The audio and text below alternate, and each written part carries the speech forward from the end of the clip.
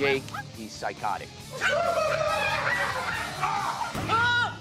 He bit you? 2 minutes ago. Michael and Lisa didn't really seem to be that concerned. It's okay. Josh. If he puts his collar on, he'll calm down. This dog does not deserve to be treated in this way. Don't talk, because if you talk, I'm gonna punch you. This dog is ready to implode. Right at this moment, I feel like, why am I even here? My God, you should have told me. You didn't think that this was gonna be a deal? I just think some people are playing stupid. I was like, great, she's just gonna leave. It's just not going to work.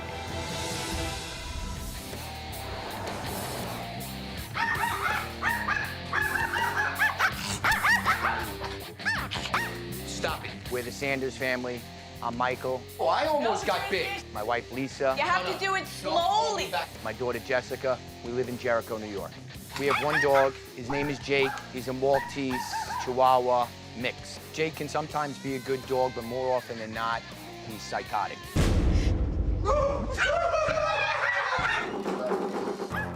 What, Jess? It's hard to have other people around because you're afraid someone might get bit.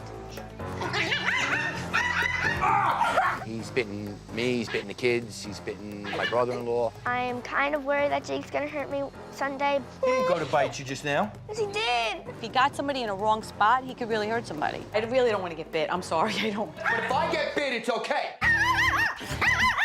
It's sort of like a good cop, bad cop. Shush. Stop. Michael is the bad cop, try to discipline him, yell at him, and I'm like, oh no, Jake, it's okay. He doesn't like anybody but you. This dog I ever had that likes me the best. My wife disciplines the dog by giving him popcorn, carrots. In other words, she doesn't. She doesn't discipline the dog. If you don't give him something, he'll bark and bark and bark until you give him something. So I just appease him. And he's not gonna Scream at a dog. He bit me. I didn't do anything. I went to touch the dog. When Michael tries to discipline him and Michael will yell, Stop. the dog will get worse. He'll bark incessantly. Michael, can you shut the dog up? Nope. No one can really come in the house at all. I can't have friends over. He just bites my friends. He's just not a good dog. Right now, because of Jake, my wife and I sleep in separate rooms. Okay, well, we don't need... You're off the show now, dog. It's about my room. This is my room. Michael would try to come to bed like 10, 11 o'clock, and the dog would go to attack him. Good night. All right. See you tomorrow. Michael's like, forget it. I'm just gonna sleep in the other room. It's not worth it. It's embarrassing not to have Michael sleep in my room. You know, we're married 14 years, and where's your husband sleep? Oh, he sleeps in a princess room. I do sleep in a princess room. It's pink. It's got a nice chandelier. I do not want my dad to sleep in my room. I would rather him sleep with my mom so I could sleep in my room. Oh, I can't believe this. Victoria has to fix him. Michael has to sleep in my room again, or we're gonna wind up getting divorced because it's ridiculous. We don't know what else to do with this dog. If I step out of line, he's gonna bite me. If my daughter steps out of line, he's biting her. If Victoria can't help us, she's taking the dog. Victoria's taking it, just so you know.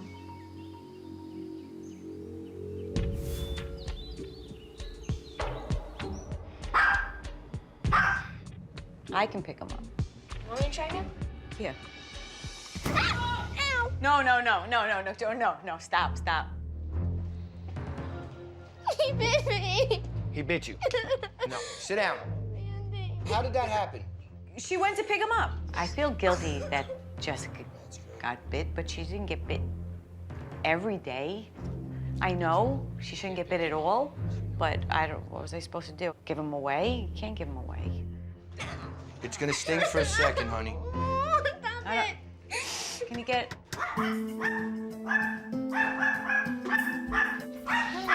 Hi. Oh my gosh. How are you? I hear insanity. A Hello. little bit. Already. Little bit. Nice to meet you. Hello, Thank you. hi, Well, nice be to careful. meet to meet you. you. And who's this? Jake. This dog's bark went straight through my head. I knew that if I moved too fast, it was going to bite me. I can see coming right through here. Yeah, this dog's got anxiety. Why do you think he's biting? He doesn't bite me. I don't know. It's only in certain, like, emotional situations where No. we all... Who was just sitting there? No, hold on. I was sitting there. I tried to pick him up. He bit me. He just bit you? Don't go Yeah, right there. now. He bit you? 2 minutes Yeah. ago. Like, Let's have a look. Oh, It's not one of the real... It's She's gotten bit a few times. I do not think Victoria liked hearing that I got bit a lot. How many times? Like 4, In what situations? like me trying to pick him up. No, the most Or- situations are when mom's with you Yeah, and pretty- you would try and pick him up. What point? Dog That's what I'm protects my wife. What is he protecting me from? I'm That's the sitting with point. her. It's me, it's my daughter. There is no touching the dog around her. Michael and Lisa didn't really seem to be that concerned that their child had just got bitten by their dog. If he puts his collar on, he'll calm down. Okay, okay. Michael proceeded to put a very large shock collar on their dog. And of course, I was appalled. This is the only thing that ever works. There's no doubt it's a last resort. It's not something I think I would want to do, but Don't talk, because if you talk, I'm gonna punch you. Feel free. People defend their use of electronic shock collars. It's always a threat. You better do it, and you better do it, because if you don't, you're gonna get it. So communicate how you feel, because that's See gonna the happen point. to you. Do you get it? I see the point. That's what the shock collar's doing. When she was waving her finger in my face, it was a little upsetting. I didn't like it. I've tried everything. I tried spray, water bottle, the scented collar, the noise-making collar. I do think the way my dad disciplines Jake is harsh and like mean. What do you think that's actually doing to him inside? We're giving him more stress. Yeah, it suppresses behavior for that moment, but you haven't actually got to the cause of the problem. Why he's barking, why he feels the need to be aggressive. When are people gonna get smart and start realizing that using these devices is just plain wrong? Tell me, what did you see in Jake's behavior when you put it on? Would you say it was an improvement? Oh, it was absolutely For an us. improvement. Yeah, For us, it was an improvement. from what it was. In fact, something very sinister is taking place instead.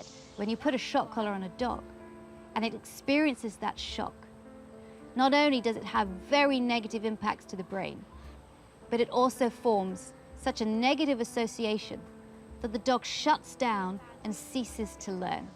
So I'm taking your shock collar and I'm doing symbolically what I want to do Get a bigger hammer. to every single shock collar that is put on a dog. Oh my God. And I am going to... I looked at Michael, I said, oh my God, that's like our salvation. We saw that go, we said, oh, now we gotta stick to this. We have to, we have no choice. The collar's gone. I'm gonna do it, because it feels good. I can probably fix that. I'm like, what? Are you kidding me? Take it away, throw it in the trash. Can I throw it in the trash? Yeah, you Garbage can is throw up it in there. the garbage. Go on then. I overheard my dad saying, oh my God, no, why is she smashing it? I'm gonna go buy another one.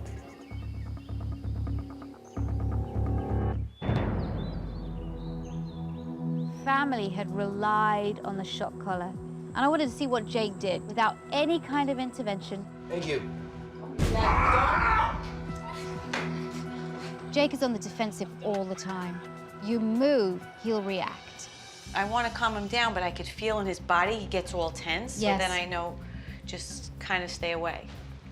So that, not good. So wait a second. What did he just do when you first touched him? He moved away from you, didn't he? Yeah. What do you think he was trying to say to you when he moved away? Don't touch me. Exactly. So why did you go out and touch him again? When you ignore what a dog is trying to say to you, that's gonna get you bit. I noticed more things that she told me today that I never noticed about him before. How do we fix him? There's no fixing. You don't fix dogs like you fix a television or you fix a piece of furniture. You modify behavior. You teach that animal to be able to exist and cope. Oh, who's this? That's my brother. Okay. I thought Jake's behavior was bad when I came in, but when Lisa's brother Peter came through the door, he went ballistic. Jakey! Hi, Jakey. Won't he bite you? Well, sometimes when I get close. Do you come here a lot? Do you come here often? Yeah, sometimes. You do? I usually terrorize the dog. What do you do? In the front minute, I open up the mail slot and I'll yell at the dog or tease it a little bit. Yesterday he came in and he did his, oh, Jakey, Jakey. And the dog peed. And he peed. Every time you come over, he pees. Pooped on himself. You laugh and you have fun because it's fun because it's a little dog. Yeah. Would you come in if this was a Rottweiler? No. You wouldn't, because it would have your throat. I was appalled when Peter admitted to terrorizing Jake. I was about to get him and throw him out the front door.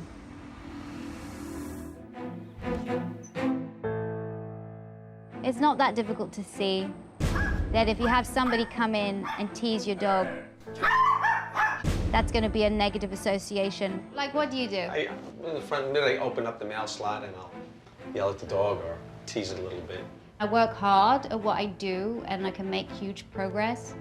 But the thing that really makes my job a lot harder are people like you coming in and teasing the dog. This is a dog that has bitten children, has bitten all the family, and has bitten you. Yes. Has it bitten you? Yes. How many times? 3 or 4 times. Jolly good. Because I would have bitten you too. You tease me, you put your fingers through the letterbox. I don't think the family realized how hard I was going to be on Peter. And Peter certainly didn't, otherwise he would have never come round. Each time you tease this dog, you rile it up, you're just showing that every single time somebody comes in here, the person is just gonna cause me fear, make me more anxious, cause me stress. So it's a negative association with everybody who comes through that door. I was shocked that the dog must be so scared to death that that happens that I feel really guilty. Do you realize how you're exacerbating this dog's behavior? Yes, but the dog's been a little kooky from the start. Kooky? So you're gonna make it more kooky? Aw, all right, I'm sorry. Don't apologize to me, apologize to them because they're living it with it every day. I guess he kind of felt the same way I did when she was waving her finger in my face. You know, you want to shrink up and hide in a corner. Coming in here and teasing this dog's like it's just bullying. Sometimes Yeah. he'll chase He'll him. chase me, or he'll come after me. You know, it's bad. When Michael and Lisa talk about the issues, they keep laughing. I don't get how you can laugh about the fact that your dog's stressed out. Can they not see that this is making Jake's behavior worse? I'm gonna do some work with you. I'm gonna ask you if you can come over again one of these days. So I can't do this anymore? No. The teasing finishes.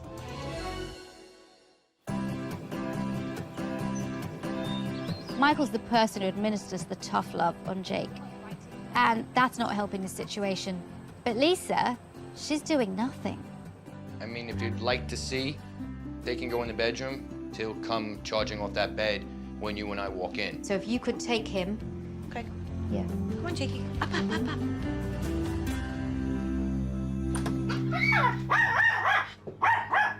When it's bedtime and I come into the room, his eyes go back, his ears go back, I will get bit. But Tell him to be quiet. Shh, shh, shh. I would not dare to touch him right now. Shh. I believe that this poor dog has been shouted at, has been shocked. It's okay.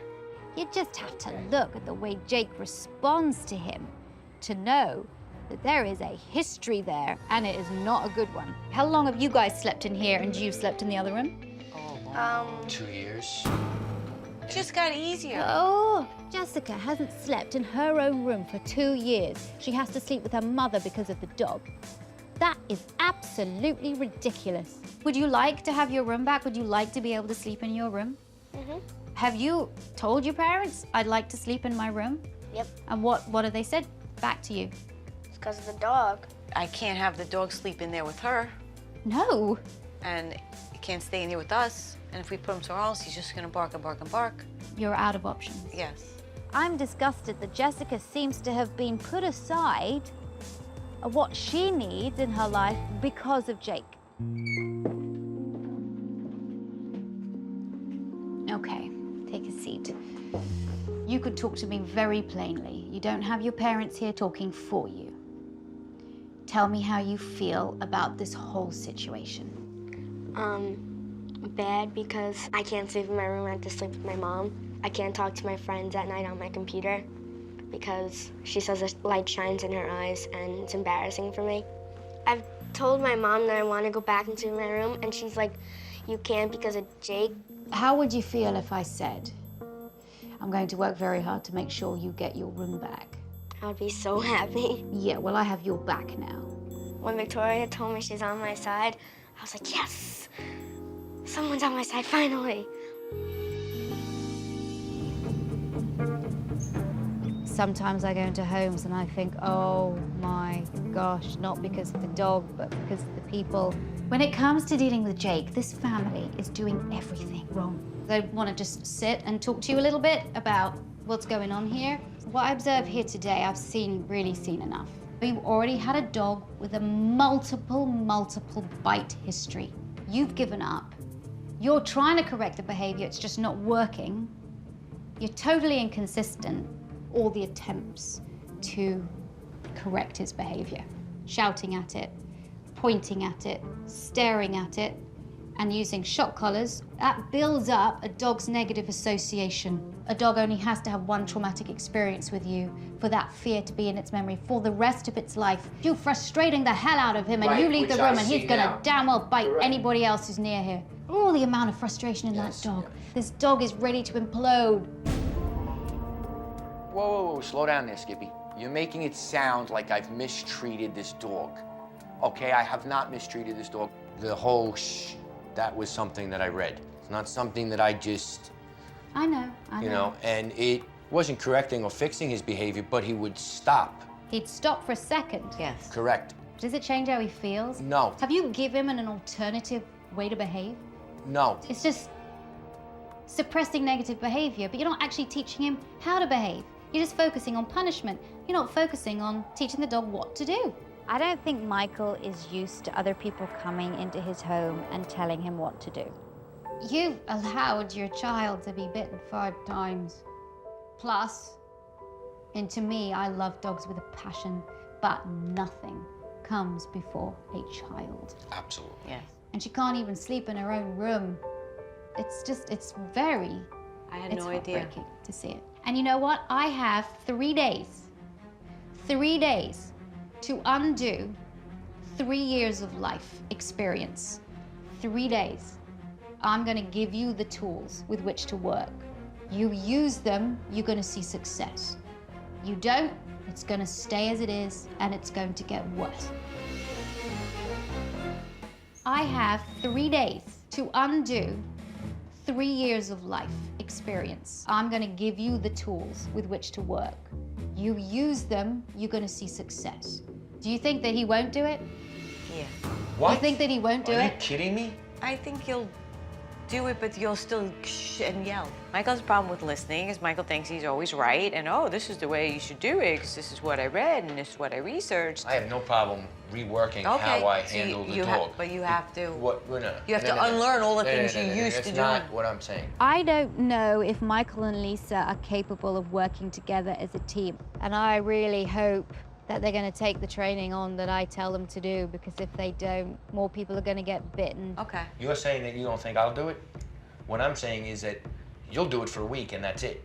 I think Lisa will have the hardest time with the training. There's a history of her not being consistent with her behavior. No, I'm going to do it. Okay. So we'll see. On pinky swear. I don't have to pinky swear. At the end of the day, it's up to you.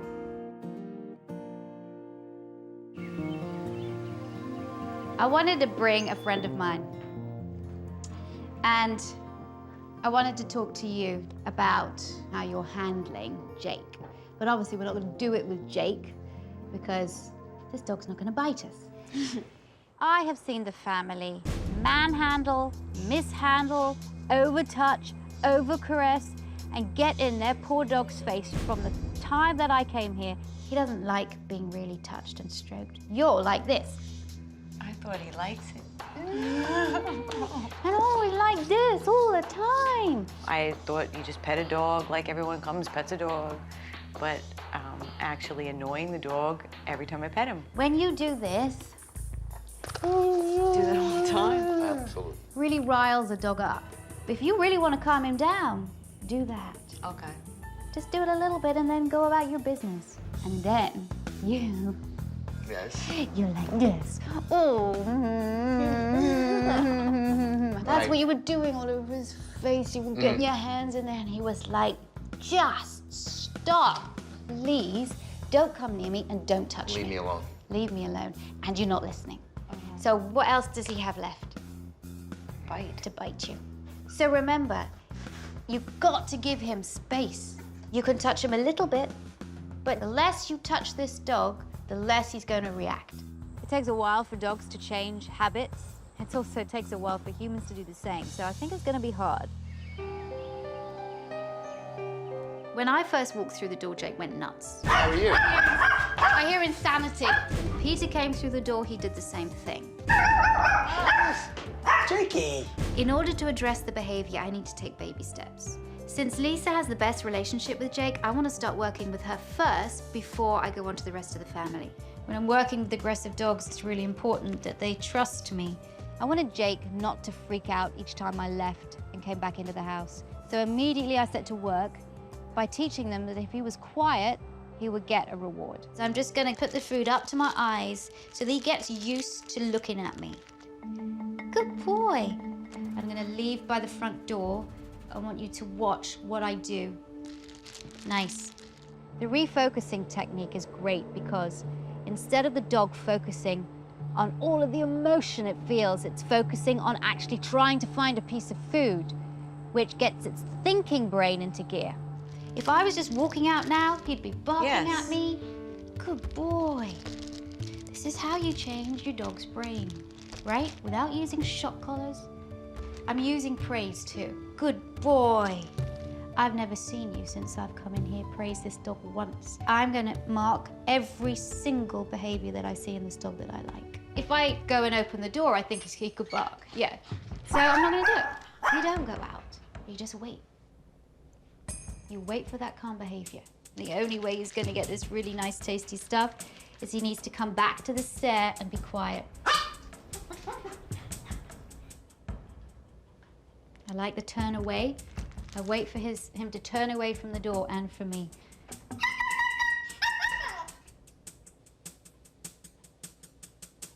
Good. The more I tell him no, shut up, stop, the more he's gonna bark at me. Want him to be quiet, it's okay. Quiet, good. There you go, nice. Quiet. Go find it. Good boy. Oh, he wants her to come back. I'm just gonna come in.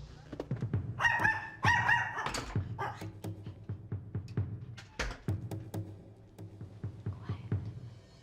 Good. Nice. Nice. And that's how you get coming in too. You could see he'd walk over like, should I bark? And then he would turn away like, no, I'm not gonna bark. And I was shocked that he was learning.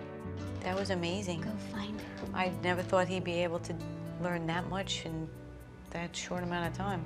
Much better than putting a shock collar on it, okay? But be under no illusion that you have to continually reinforce this in order for it to be successful. It's gonna be a lot of work, but it'll be worth it. Okay, all right. Coming up. Why didn't you tell me? I didn't. You didn't think that this was gonna be a deal? She's really mad. It's just not going to work. Okay, the biggest deal is really when people come round. His reaction to somebody knocking on the door. I want to teach you how to manage it, okay? And I have your friend Perry outside, who I know comes and looks after him when you're not here. Yeah. And I've prepped him for what I want him to do. Okay. But I'm going to take you through what I want you to do. And then Michael, you're going to take over. Okay? Michael, for so long, has had such a confrontational relationship with Jake. I wanted him to experience training his dog in a positive way and seeing the results. I'm gonna walk down and let Perry in. Yeah, but you're gonna wait until he calms Calm down, correct. Okay. And then I give him a treat. Yeah. Throw a piece of fruit to him as soon as you see him. Good boy. Good boy, Jakey. Nice. Good boy. Good boy. Like your tone of voice, Michael. That's great. Wait till he's quiet. Good boy. Good. Good boy, Jakey. Shut the door behind your guest. Okay, now Perry takes over. Good. Perry, throw it past Michael so that the dog goes past you, which means you can walk a little bit. And you can make it to the stool, the piano. Good. Good boy. By getting a dog to do something that they like, seeking out food, you completely change the brain from absolute freak out to work mode. How easy was that? It was easy. Yeah. Now I see that Jake wants to be more like understood as opposed to dominated. There has been a definite change in his behavior, and it's definitely been for the positive.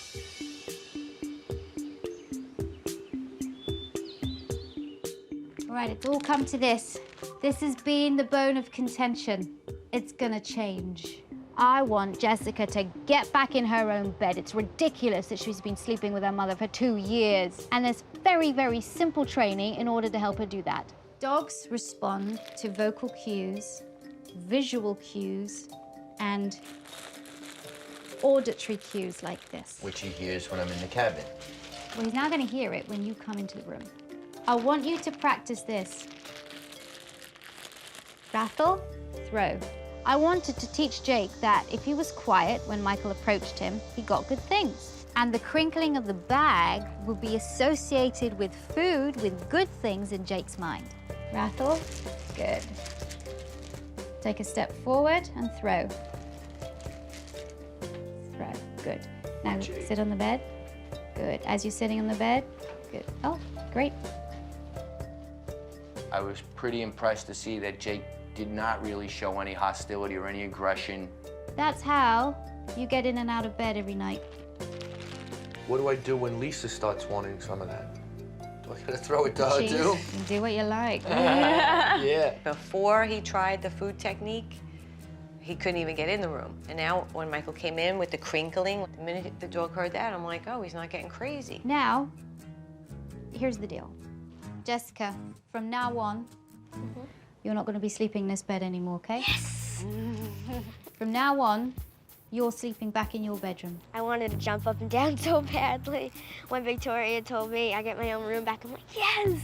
If I hear, and believe you me, I am going to be keeping an eye on you. If I hear that Jessica is back here sleeping with her mother, she won't. I swear I'm going to come over here, I'm going to remove you forcibly from her bed, put you in here, and put Jessica back.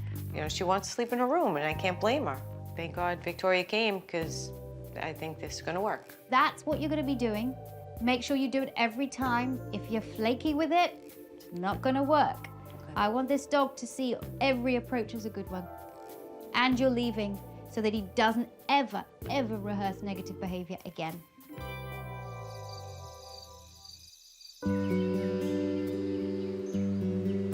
We've seen amazing progress with Jake. It's a new morning.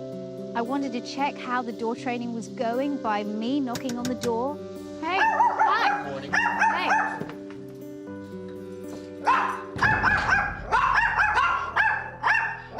We're babysitting Seriously, have you got another dog? for it's just for Grandma's dog. 20 days. My parents went to Africa, and Taylor barks a lot. Why didn't you tell me? I figured I'd hide him. We can separate them. We can separate them. We did that last night while we were working with Jake. Okay, Taylor was antagonizing him a little bit and continuing the barking, which was... Which is really not great for the whole training process. Correct. My God, you should have told me. We're gonna separate them. That, you know, No, why didn't you Jake, tell good me? boy. Why didn't you tell me? I didn't. You didn't think that this was gonna be a deal? You've got another dog now that's a barker too. It's gonna make... But he- Wait a second. I'm the trainer. I know the deal. You've got a dog with severely, difficult problems. And that dog needs to have absolutely 100% focus and attention, and bringing another dog in here that's gonna just goad him with barking and stuff. I'm like, seriously. We should have told you. I thought Victoria would be mad if all of a sudden I said, well, I'm going to have this other dog at my house. We thought we could hide him for a couple days, but she caught us and she's really mad. You're just gonna set the training right back. because Jake is going to be antagonized by what's his name? Taylor. Taylor. Hi, baby. Hi, I was Jake. saying last night when we worked on the, Taylor, it's okay. I felt bad because she's like, after all our hard work, and Jake was doing so well, and now he's gonna have a setback. So I was like, great. As far as when he came last night and we worked with Jake, you know, me going in and out of the bedroom. Was he in the bedroom too? No, he was, No. he actually stayed with Jessica and he was So not a Jessica, problem. you got a dog in your bedroom? Yep. Sleeping with you at night? I finally get Jess back in her own room, dogless, and Taylor's sleeping with her. That's not Jake, that's Taylor. Taylor, come. Now you got another dog in your house. Good Listen boy. to your voice. Come, Taylor, come. So now you're going to, after the stuff that I've done with I'm your gonna voice, separate to him. try and... No, I'm gonna separate him. Jake's gonna hear your voice if you're... No, okay, this is it. It's gonna be twice as hard, I know that. It's just not going to work. I was like, great, she's just gonna leave because she kept saying, well, you're on your own, you know, you have 2 dogs. I was like, oh, great, she's not gonna help us anymore, Michael. Like, she's really mad. I'm gonna go out and just sort of gather my thoughts to see what we're gonna do. Right at this moment, I feel like, why am I even here? And I feel like just, you know, going, you know what? Good luck, and leaving.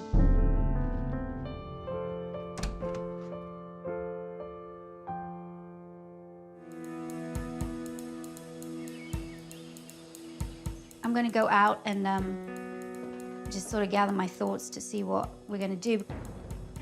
I try really hard to impress upon people how important it is to follow the training in the way that it is. We've seen amazing progress with Jake because we've been concentrating fully on him, focusing on him. Add another dog that's a reactive dog too, and it's gonna undo all of the training that we've done with Jake. I'm sorry, but I just think some people are playing stupid, and that's all I can say. I don't think they get it. On the other hand, I'm here for Jake, and I want to help as much as possible with the little time I have left.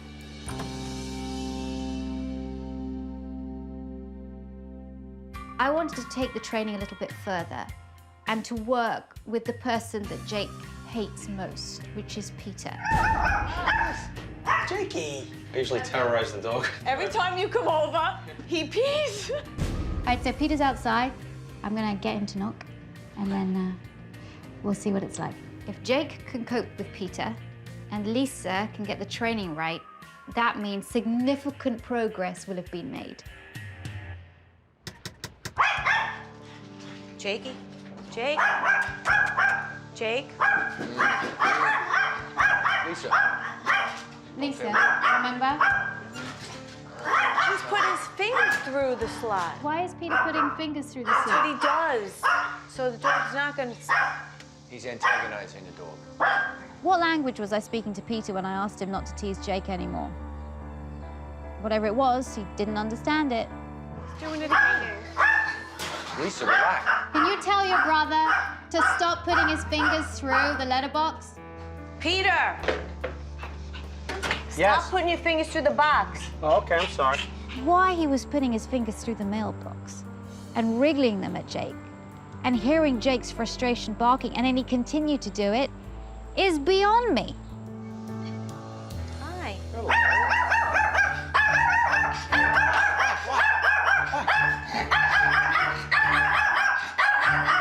Here. No, Lisa, you want to let the person coming in to know not to proceed up to the steps so quickly. Yeah, Pause, let Jake get calm, give him a treat, and then you let the person Did he proceed. start at the bottom? Yeah, he stands at Okay, the bottom go and to the bottom. waits Correct. for Jake to stop barking. Go to the bottom. I totally froze, screwed up. The dog was getting too upset. He wasn't paying attention to the food because he's too terrified of Peter. I just totally forgot everything she said. I was just like, what do I do? Jakey, hello. Ignore him, ignore him. Don't talk to him at all. When Peter came in and Lisa was selected to walk Peter in and walk him through it, that had failure written all over it from the get-go. He really doesn't like you.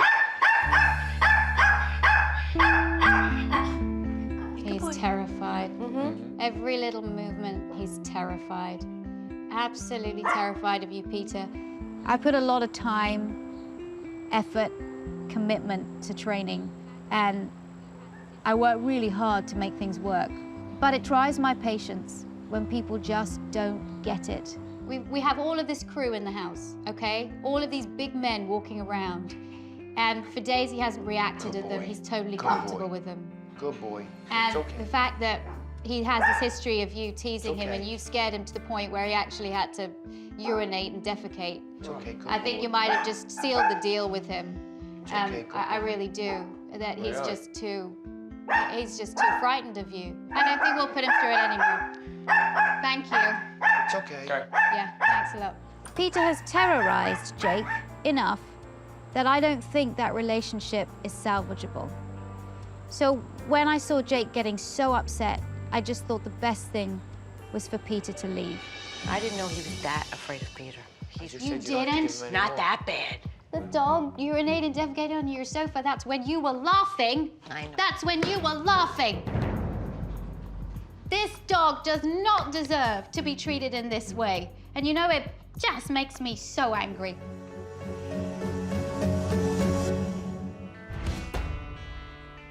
This dog does not deserve to be treated in this way. And you know, it just makes me so angry.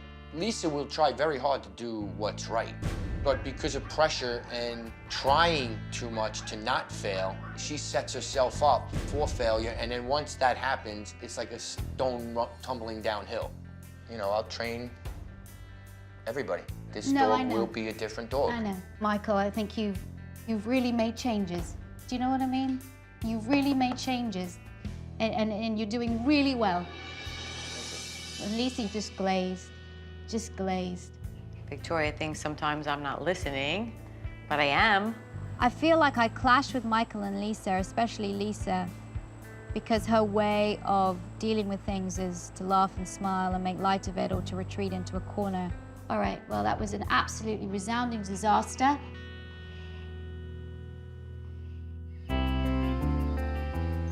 Even with the difficulty of getting the family on board with the training, I feel like Jake is a much more confident dog now. He's holding himself better. He's not cowering as much. What we have here is a dog responding to the training so well and becoming confident. What I need is the family to also respond to the training as well. Before I came, what did you think about what I was going to do? I didn't think you'd have any success. But then I experienced your fairy dust, and when you sprinkled it over Jake, I absolutely think it's been working. I'm very impressed. After everything I've shown the Sanders, I'm anxious about leaving. Are they going to keep up with the training? I wish I could be more positive about it, but I'm just worried. I'll be thinking of you, okay? We will try our hardest. There are no guarantees in life. I can't guarantee that Lisa will do it. I can't guarantee that Jess will do it. But I know I'll try, and hopefully they will too.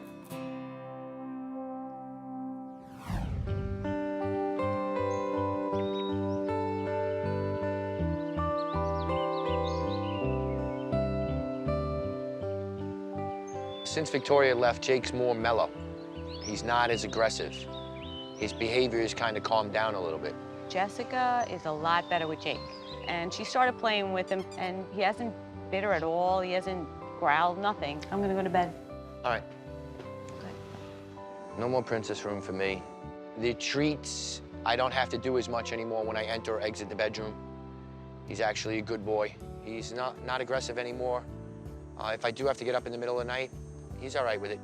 I'm pleasantly surprised at how much success the family's having with the training, and I think a lot of that has to do with Michael. He's been working really hard.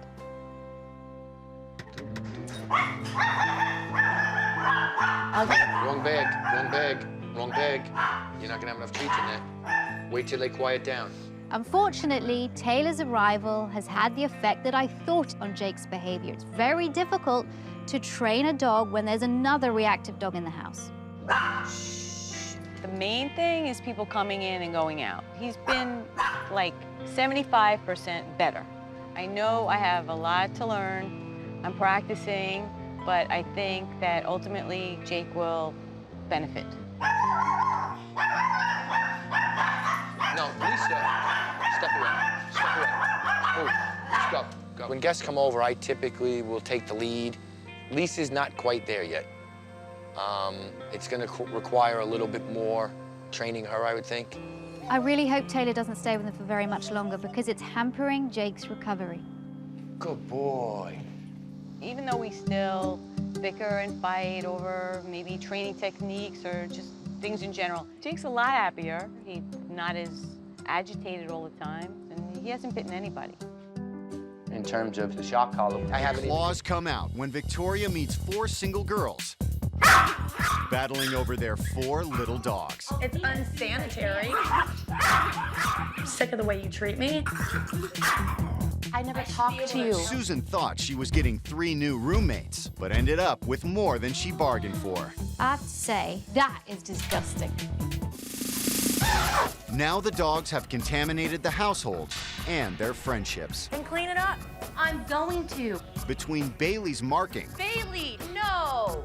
Maiden and Lucas pooping, I haven't cleaned it. and Nibby's aggression, Susan is at her wit's end. I feel bullied in my own home. Will Victoria be able to clear the air, Come on, you all got to grow up. or will desperate times call for drastic measures? I would like to take your dogs away and give them to people who have the time that they need. Victoria Stilwell has been training dogs in both Great Britain and the United States for nearly 14 years. Today, she's on her way to meet 4 roommates and their troublesome dogs. As a dog owner, it's your responsibility to take care of and clean up after your pet. Leaving your dog's filthy mess lying around will not only damage your health, it could also ruin your friendships. My name is Stephanie, and I live with my dog, Bailey. Stay in my lap. My name is Sarah. I'm 24. I moved here with Nibby and Maiden. Good girl. My name is Jessie Wheeler. I'm 24. My dog is a little Chihuahua named Lucas. My name is Susan. I'm 23. I live in this beautiful townhouse with 3 other girls and their stupid dogs. Before Victoria begins training, she'll spend the day observing the issues at hand. Oh, God. Hello. Hi. Bailey. Hey, how are Hi, I'm you? Jessie. Hey, nice to meet you, I'm Jessie. Sarah. Hello. Hi, nice to meet you, Sarah. Nibby. Oh, hello. Hi, I'm Susan, and I'm Hey. so happy you're here. I wanted to get a handle on the issues, so I sat down with the girls and asked them to tell me what was going on. So what's the deal? Well, this was my house originally. I've been here for 2.5 years. I found everybody on the internet. Before the dogs moved in, this house was peaceful, it was always clean, and since we have these dogs now, it's an absolute and utter mess. It's disgusting, and I hate coming home every day. There's a bunch of stuff going on. There's peeing and pooping.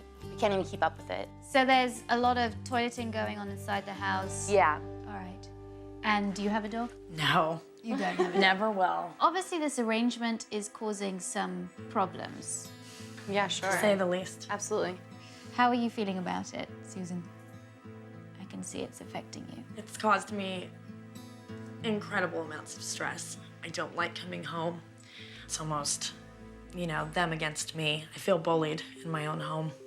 I'm pissed off, I'm hurt. I'm at my breaking point. I can't take it anymore. Yeah.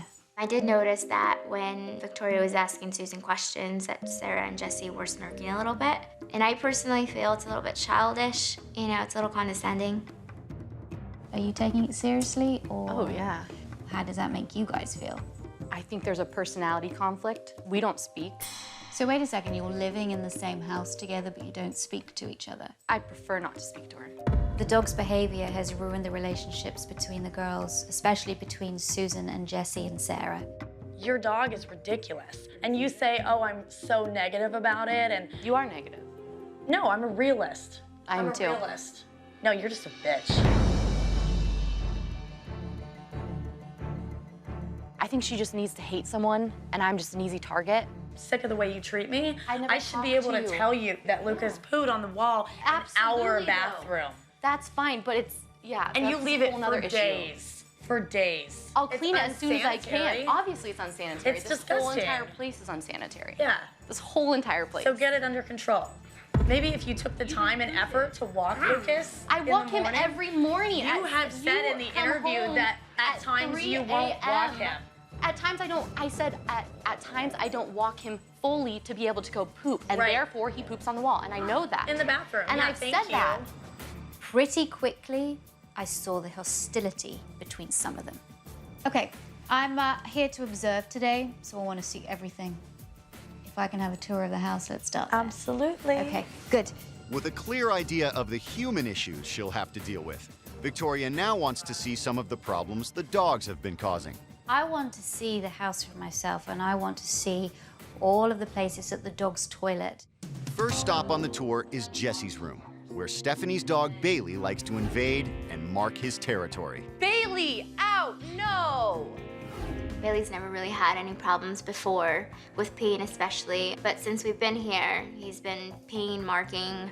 Basically, he always will mark right where your foot is. Oh, It's not there.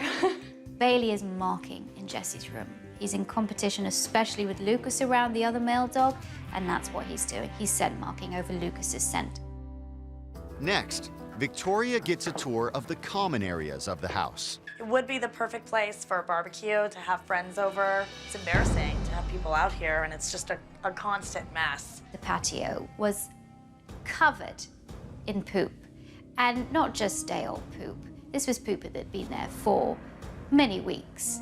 I'm not taking any responsibility for this. No, I'm sure it's not you coming out here and pooping. Yeah. I have to say, That is disgusting.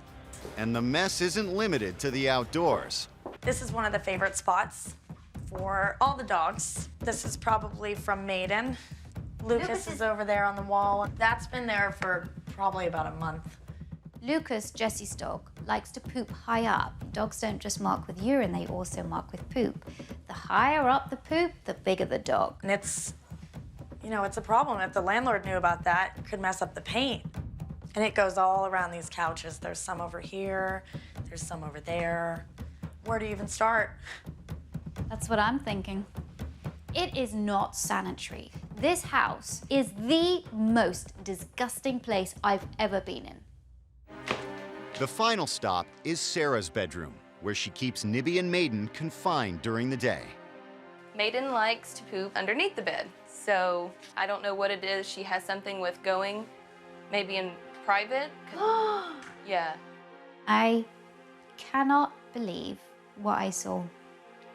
I don't think I have ever seen such a disgusting sight as week-old poop and piles of it under somebody's bed. I don't know how she sleeps. So you have poop under your bed, the bed you sleep in. Yeah, You have poop it's under. disgusting. And so you leave it. It's just so hard to clean, and I'm gone all the time. Sarah will let her dogs stay in the room up to 12 hours in a day. Won't walk them at all. Maybe she's too tired. Next, Sarah takes Victoria out to her private balcony. All the big spots are throw up because I changed their food and they got really sick a couple days ago. I think Sarah's the worst dog owner that has ever existed. She neglects her dogs. She's lazy. She has given Maiden no form of discipline whatsoever, no form of training. Dogs threw up. Oh, but you left it here. Yeah, I think I was working I was working really late and I came home and it was all over here. And I That haven't was cleaned 3 it. days ago. Why is it still on here? I haven't cleaned it. It wasn't just crusty poop that hadn't been picked up. It was crusty vomit. Making matters even worse for Sarah is her dog Nibby's aggression. I brought my friend Maddie over just to show Victoria how Nibby acts towards guests and friends. So if you tried to stroke her, what Yes. would she do? She would, you'd see her coming in, and then she'd growl, and then just nip. How many times has she bitten you then? Once every time I've come over. Okay. Yeah. Oh, I'd just come in and be like, see? Okay. I have every confidence that Nibby can become more confident around people, but it's going to take every effort from Sarah, and I don't think she's capable of doing anything at the moment. Hey, nice to meet you. Nice to meet you. Goodbye. Goodbye. See you. These girls have got to get it together. There is a huge problem going on in the house, and it's not just the dogs.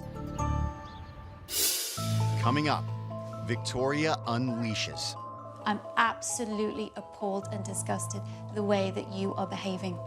And has to take extreme measures. Because I would like to take your dogs away from you and give them to people who have the time and attention that they need. Victoria Stilwell has spent a day observing 4 roommates and their dogs. Now it's time for her to sit down and deliver some bitter truths. All right, I have had a very, I have to say, very interesting time observing you. I've been in a lot of houses, a lot of pretty disgusting houses where the dogs go to the toilet on the floor. And I have to say that the irresponsibility that you're showing towards your dogs and towards your fellow house members is quite disgusting, and I'm appalled. And if I was Susan, you would both be out, without a question, with your suitcases on the sidewalk. And you know what? I would also like to take your dogs away from you and give them to people who have the time and attention that they need. There's so much going on here between the relationships between you all. And even just being in the atmosphere is unpleasant. But the dogs' living environment is unpleasant too. And the filth that they have to live in, especially your dogs in your room, Sarah, I've never seen a room like that. And it's a health hazard not just for your dogs, but it's a health hazard for you. There is competition between Bailey and Lucas. Now, you do try and clean up. Yeah. I mean, I wake up in the mornings and first thing I do when I come down is I look on the corner of this couch. Scent marking is really, really hard to deal with because it's competition. Yeah, always in my room. Yeah, and of course, because Lucas is the other male dog. Yeah. Competition with the other males. We need to put other things into place to deter him from doing that. Otherwise, he's just going to continue. Nibby's already bitten, and she's going to continue to bite and bite and bite. One day, somebody's going to come in here, and that bite is going to be a liability. So we need to get that under control. Yeah. Okay.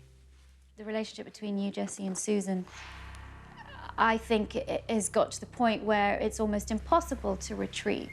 I want to get along with her, and I want to respect her, and I want her to respect me, absolutely. Well, what are you giving her to respect you? You allow your dog to foul everywhere, to poop on the walls, and you don't clear it up. I don't get it. What is inside your head, Jessie, that's making it that when someone tells you to clean up, that you're getting defensive about it because it's your dog that's making the mess? I don't feel that I get defensive about it, but from what yes, you do. The way that you talk to Susan shows me, the way that you, when I'm talking to Susan, she's breaking down crying, and you two, quite frankly, are sitting on that sofa smirking together, is disgusting. You are mid-20s, you are grown women, yet you're behaving worse than children. It's witchy, it's viperish, it's disgusting. Come on, you all gotta grow up. Because your first thought is for those dogs because they can't look after themselves and you're grown up and you can.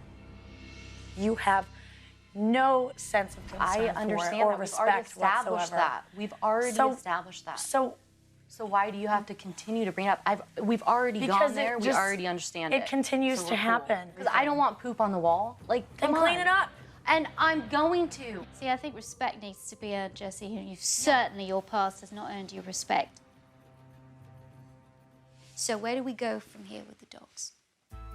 Are you going to be willing to work with me? Seriously? Yeah, absolutely. As long as I'm not having to look at this mess and see this mess, I am willing to work with these dogs, absolutely. You are? Yeah. Okay. Because I want to have confidence in you. Please show me that. Always. Let's do it then. Come on. I've really got my work cut out with all of these girls. If they don't do this, then an already disastrous situation is going to get even worse. To begin, Victoria wants to address the issue that's at the heart of the conflict in this house. Okay, I've got somebody that I want you to meet. So Victoria has brought in a professional to show the girls the serious health hazards they are facing. Greg is an environmental consultant, and he specializes in bacteria and molds. And I thought it was really important that he come and he actually do a test, especially your room, and I wanted to tackle your room, Sarah. Greg is going to inspect my room, and I'm really nervous. Greg collects samples from 3 areas: The comforter, Sarah's pillow, and the wretched underbelly of her bed. First impression is overexposure to fecal matter. I'm very concerned because there's so much waste, there's so much dust. It makes me think it's been there for quite some time.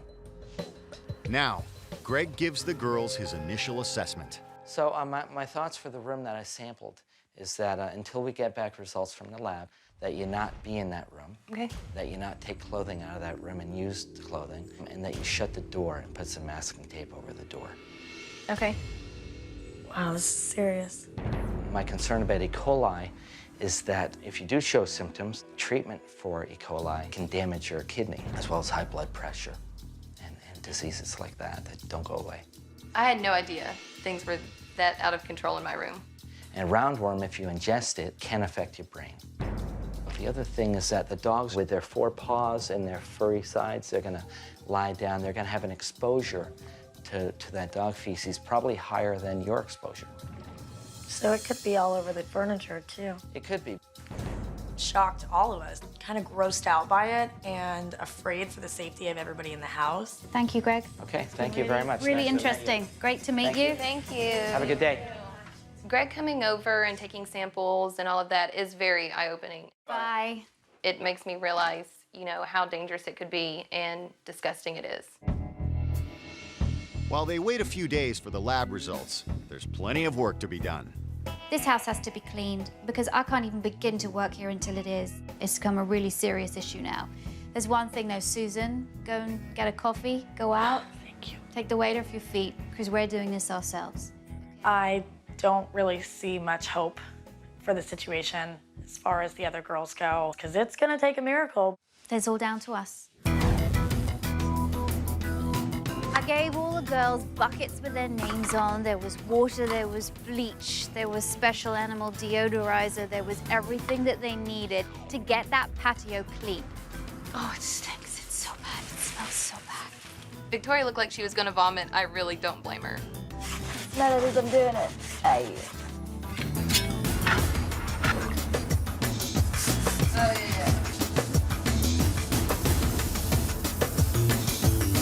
To their credit, the girls did buckle down and do it. They made the best out of a bad situation.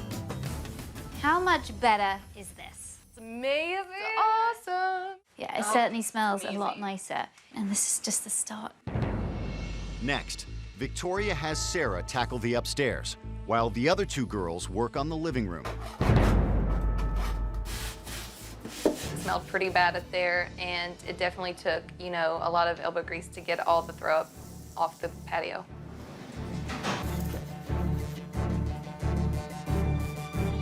An hour later, Victoria comes up to see how Sarah's doing.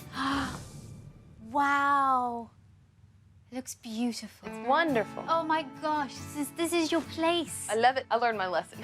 I'll just say that. Okay. Yeah. Don't let it get like that again. No. When Susan returns, she gets a peek at the results. Here is your new patio. Oh my God. Thank you. You're welcome. I'm hoping that cleaning up the patio is the first step for maybe healing some of the broken relationships in this house. Coming up, now that the house is clean, Victoria trains the dogs to go elsewhere. This is the dog's own personal potty. But will the girls keep it up? Now you two are joined at the hip. Victoria Stilwell has brought in an expert to evaluate the unsanitary conditions of the girls' home. Wow, this is serious. Now, the test results are in. I am very concerned with the amount of feces that there are lying around, especially in Sarah's room. I think it could be a potential health hazard. I have the results. I'm very scared about, the samples coming back and what could be in the house for everyone. And fortunately, it's good news. There is no E. coli present in your room. Thank goodness. I hope this near miss has been a wake-up call for all of the girls. I hope they never, ever let the house get to the state that it was when I first came here. Keep it clean out of respect for your roommates and your dogs. makes me a little angry because they're just so eager that it's almost fake. Despite Susan's reservations, Victoria has a plan to help the girls keep the house clean. This is the dog's own personal potty. I love it. But what I've done is I put a little of one of their poopies on there anyway, so that their scent is on there. Hopefully that will entice them when they need to go in there. Oh my God. Another change that will help keep things sanitary is a regular walking schedule, something Sarah and Jessie have neglected in the past. The whole point of a dog walk is so that your dog can eliminate outside. Even though these dogs are so small, they still require a lot of exercise. I think Sarah may have the hardest problem just because it's a fact of getting out there and walking her dogs more often, which is hard for her with her schedule. Yeah, let me take Maiden. Okay. Walking also provides the opportunity for the dogs to learn impulse control. Now, I wanted to teach them to get the dogs to wait. When all the dogs are on a relaxed leash, then they can cross. Bring her to your side. Wait. Wait. Good boy. Okay, when you feel it, they're okay, then you cross.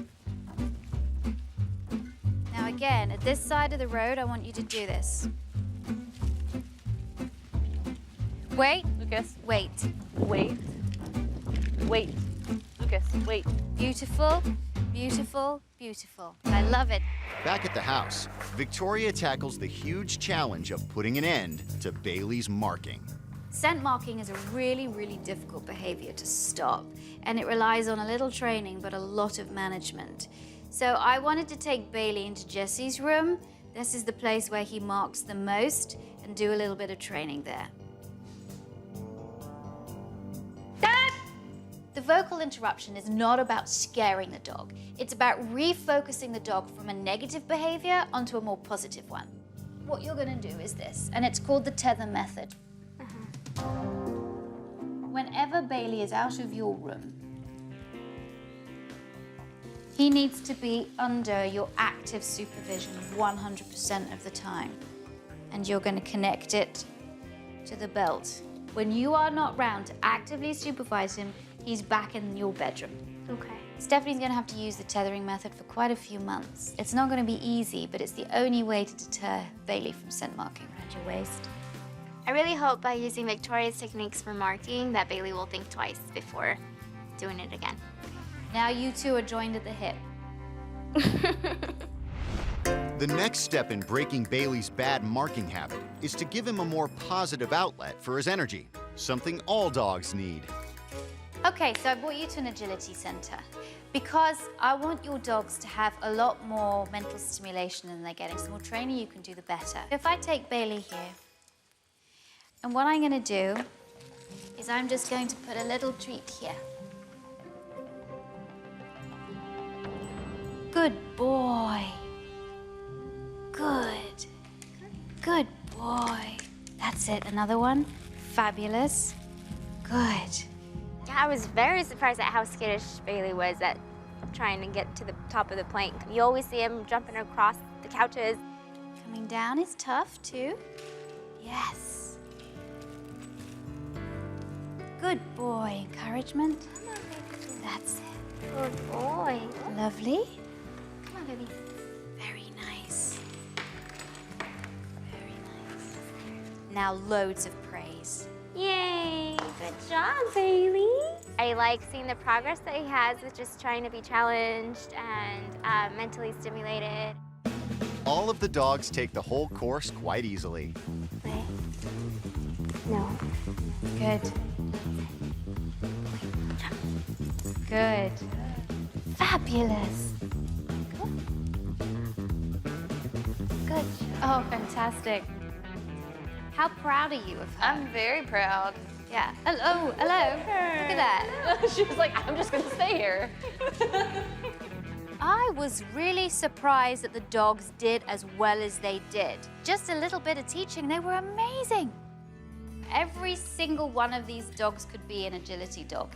So I would just encourage you, this is something that you can do with them. I almost wish Susan was here to see how smart our dogs really can be, and it would have been exciting for her to be excited with us as well.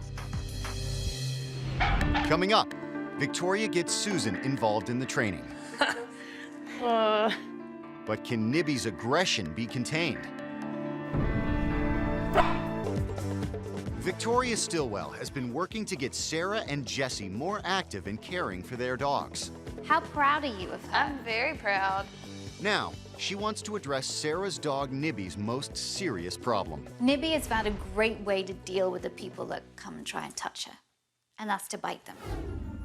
And it works. It makes people go away from her. So she's going to do it again and again and again. What we want to teach her now is that approaching hands are a good thing rather than a bad thing. And the way I'm going to do this, I'm going to teach her the touch command. Dogs are very inquisitive anyway, and they like to go towards things. Ooh, fascinating, let's go check it out.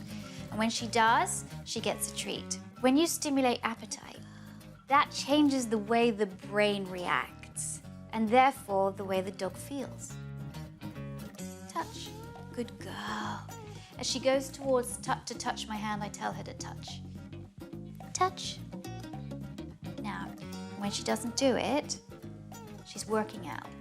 She's not going to get a treat until she does it. So let's just see. If she doesn't do it for a while, what I'll do is I'll put my hand back and give it to her again and see what she does. Touch. Good girl. And I'm going to start standing. I'm going to walk around a little bit. Touch. Good girl. Okay, Susan, would you like a go? I think Susan was really nervous when she found out she had to be working with Nibby. I know she's been bitten before and was probably really scared about it. Touch. When she doesn't do it, just go, uh-oh. Uh-oh. Touch. Beautiful. Good girl. I think that was the first time she's ever made a positive connection with this dog. Touch. Good girl.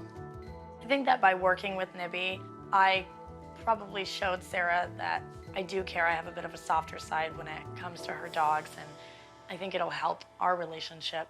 Then Victoria moves the training to Sarah's lap, a place where Nibby feels very protective. So now I'm conditioning her to see my approach. Hi, Sarah, touch. Good girl. I want Sarah to teach her guests to do what I did. To approach her, say, hi, Sarah, and then say touch. Extend their hands so Nibby can touch them and she can get a treat. Hey, Sarah, touch. Good girl.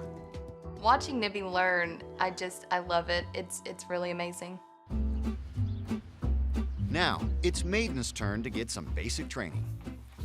I don't know what Victoria has planned for Maiden, but she's a maniac, so we'll see what happens. When you do an action, like a sit, and you put a word to that action, and the dog gets rewarded for doing that action, the dog sees that there are pleasurable consequences to that action.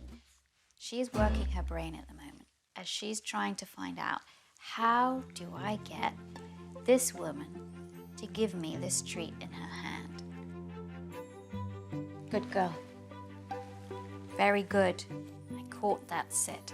It took her a while to learn that the only way she'd get a treat from me is if she put her bottom on the ground, but once she got it, she was a demon. Fantastic. Sit. Good girl. Now I'm putting the word to the actual action of the sitting. Sit. Good girl. How is it for you seeing your little girl learn? I can't believe she learned it that fast. I never thought I'd see the day where Maiden would actually just sit still. Sit. Now it's Sarah's turn to try. Sorry.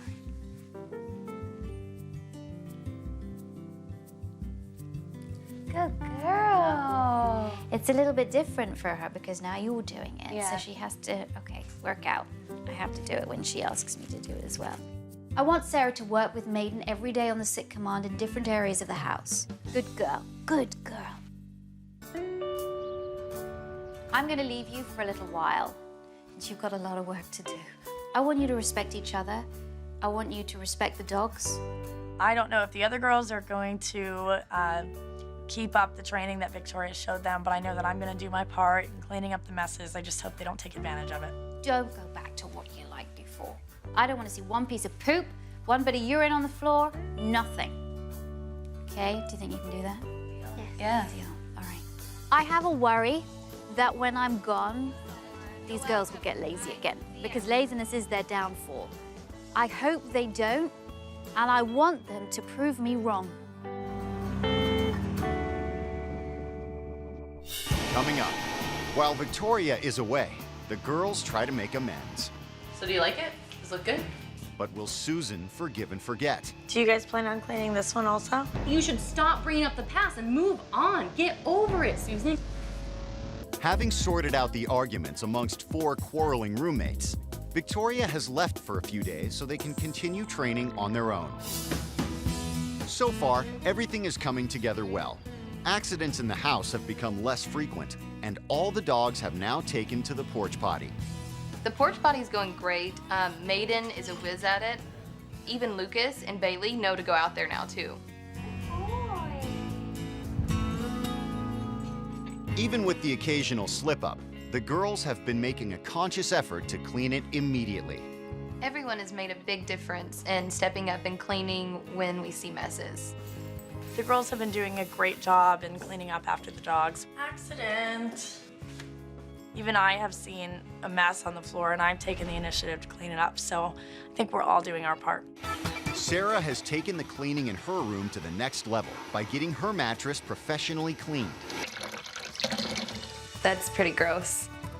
And to prevent any more hard-to-reach messes, Sarah has also blocked access under her bed. I taped black board under my bed so Maiden can't get under there anymore and there won't be any more mess. Later in the week, Victoria checks on their progress.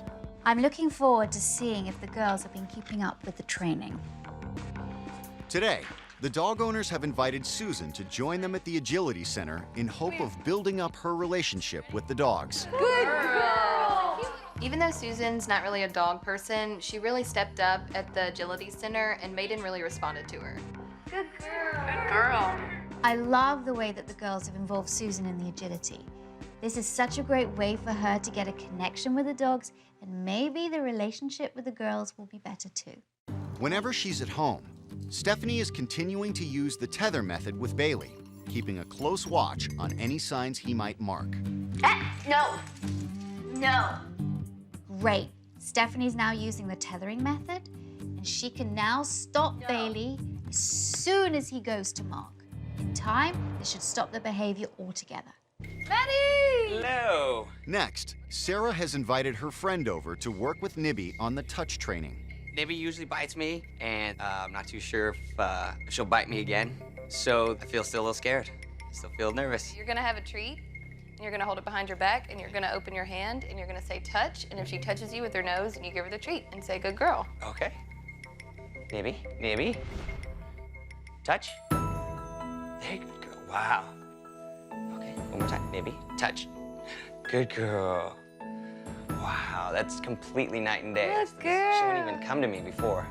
Good girl. That whole touch training worked really well, and I was really impressed, really amazed. Come here. Oh, good You girl. can sit with me? You gonna play now? Nibby is making so much progress. By inviting her to touch, you're taking pressure off her, so she's less likely to react and bite. Jessie and Sarah have also been taking their dogs on more regular walks that has led to a brand new problem with Nibby and Maiden. I'm having a really hard time with Nibby and Maiden crossing other dogs' paths, especially our neighbors. It's very embarrassing. They immediately start barking and they try to go get them. I like the fact that you're walking the dogs more often, but I see now that you've got a major situation going on with the neighbors' dogs. We have to nip that in the bud before it gets any worse. As a gesture, Sarah and Jessie have taken it upon themselves to get one of Susan's sofas professionally cleaned. I'm so pleased to see that the dog owners have stepped up and paid for the cleaning. This is a real gesture of good faith. We're about to show Susan the couch that was cleaned, and I'm really excited to see what she thinks. So do you like it? Does it look good? Looks a lot better, yeah. Thanks. You're welcome.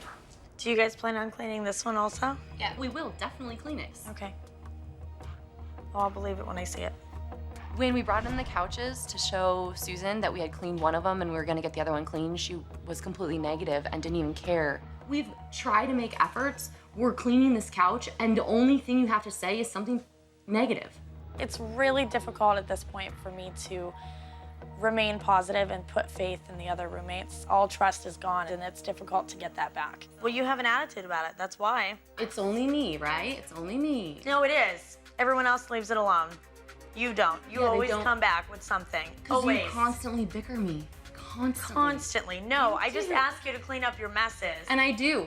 And I have. And you do for the last week. Yeah, and guess what? I will continue to do it, and you should stop bringing up the past and move on. Get over it. No, it takes time to build trust. Okay. A week isn't enough time to build trust. Apparently, I know that. I know that. I thought we'd sorted this whole problem out.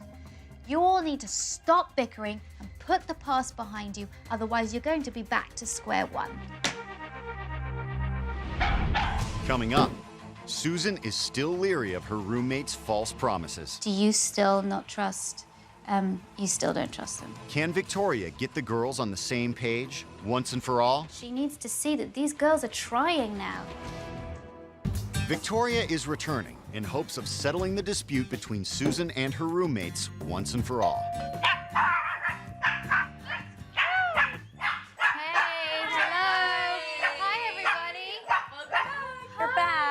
When I walked in the room, I saw the nice, clean sofa that the girls had paid for to get cleaned. And, hey, it felt good to sit on it.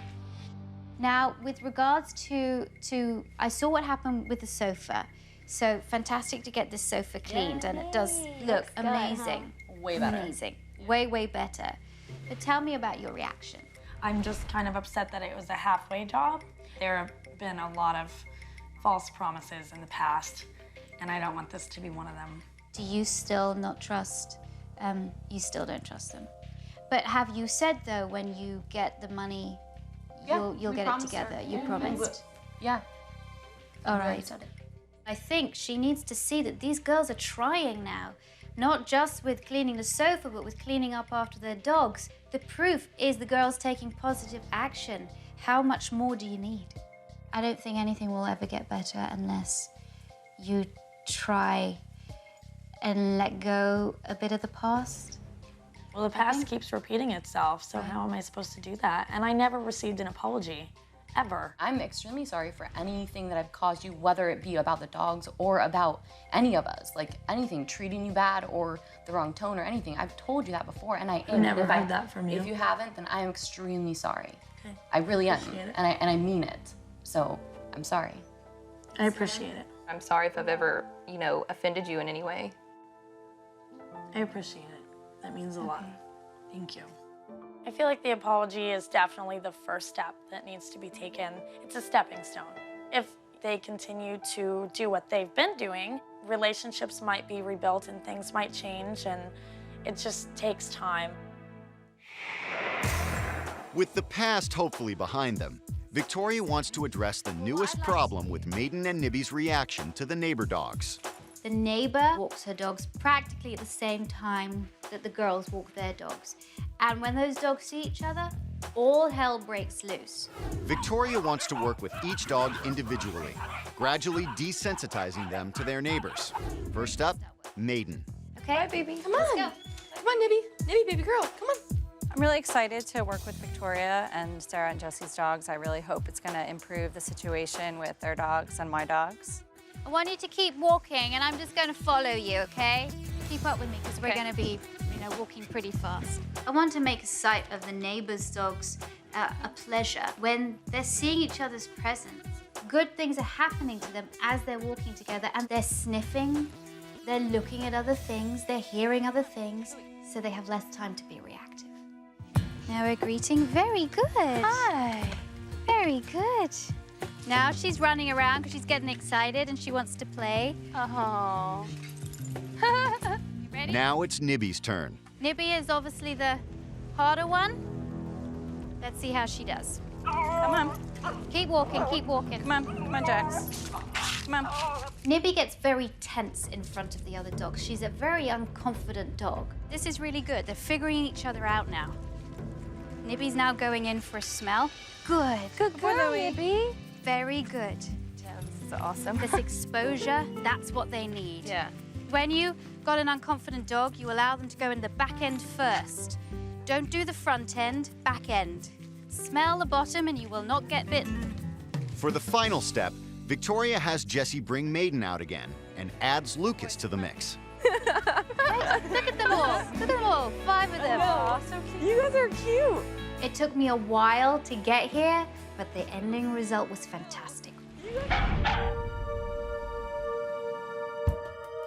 All right, I am gonna leave you now, and I think, you know, you continue to respect each other, respect your living environment, respect your dogs, and I hope that at least it quells the arguments about the dogs. If you're gonna argue about anything else, at least it's not gonna be over the dogs, okay? Thank you you guys so have been awesome. Thank you. Great. I think all the girls are gonna have to step up to the plate and take responsibility for their past actions. All right, bye guys. Bye. Thank you for coming. I really hope that they can do it, but I think there's a long road to healing.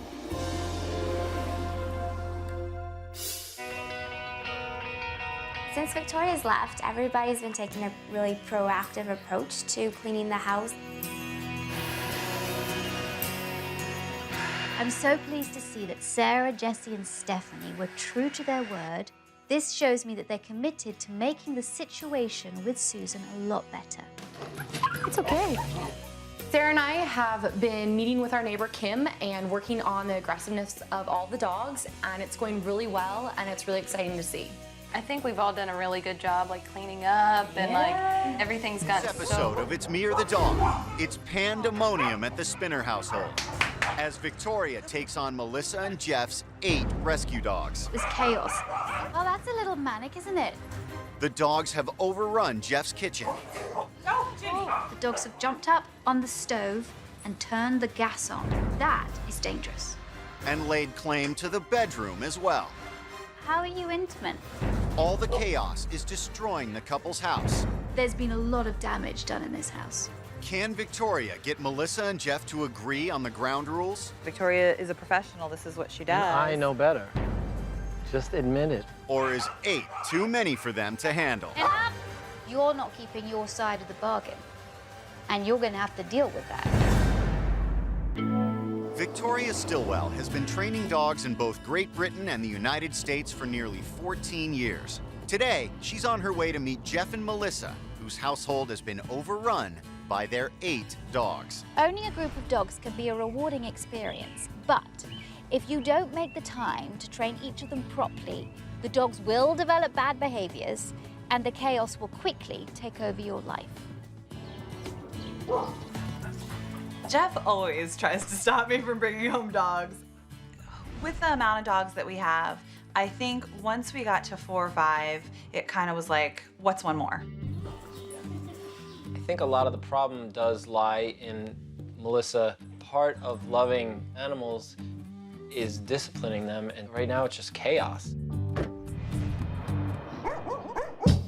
Okay. Before she begins training, Victoria will spend the day observing the issues at hand.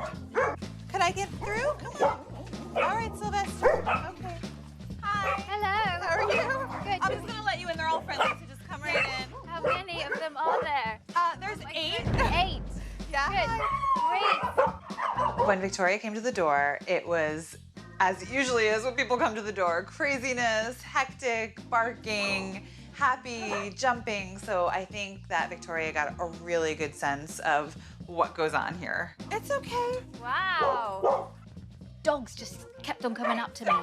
Melissa was introducing me to all of them, but it was chaos, so I couldn't really concentrate on who was who, and there's no way I'm going to remember all the names. Let's go inside where maybe it's a bit calmer so we can chat. Okay, perfect. Okay, fabulous. Hello, dogs.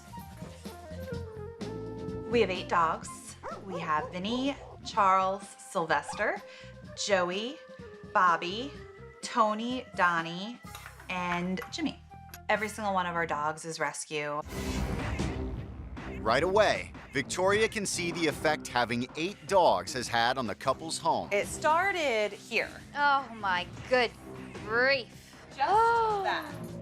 Sylvester is responsible for the majority of the destruction in the house. It's a beautiful couch, but it's not anymore. The sofas have been chewed. The remote controls for the television have been chewed. All the moldings have been chewed.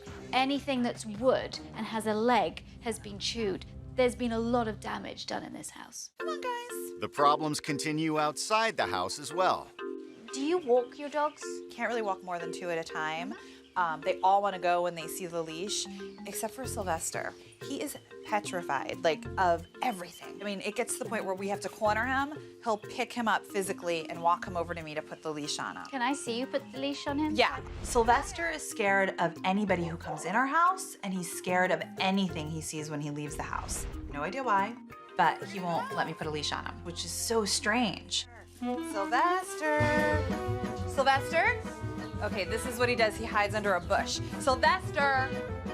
Most dogs love going for walks. Sylvester is not one of them. And it was quite a comical scene, actually, seeing Melissa and Jeff trying to corner him. Poor thing. He desperately didn't want to go. Oh, Sylvester! It's all right. Sylvester, Daddy got you. All right. I got you. Come on. Back inside, Jeff attempts to cook a nice meal for dinner. Jeff went to culinary school, and he's actually a really good cook. But this kitchen in this house is the dog's kitchen.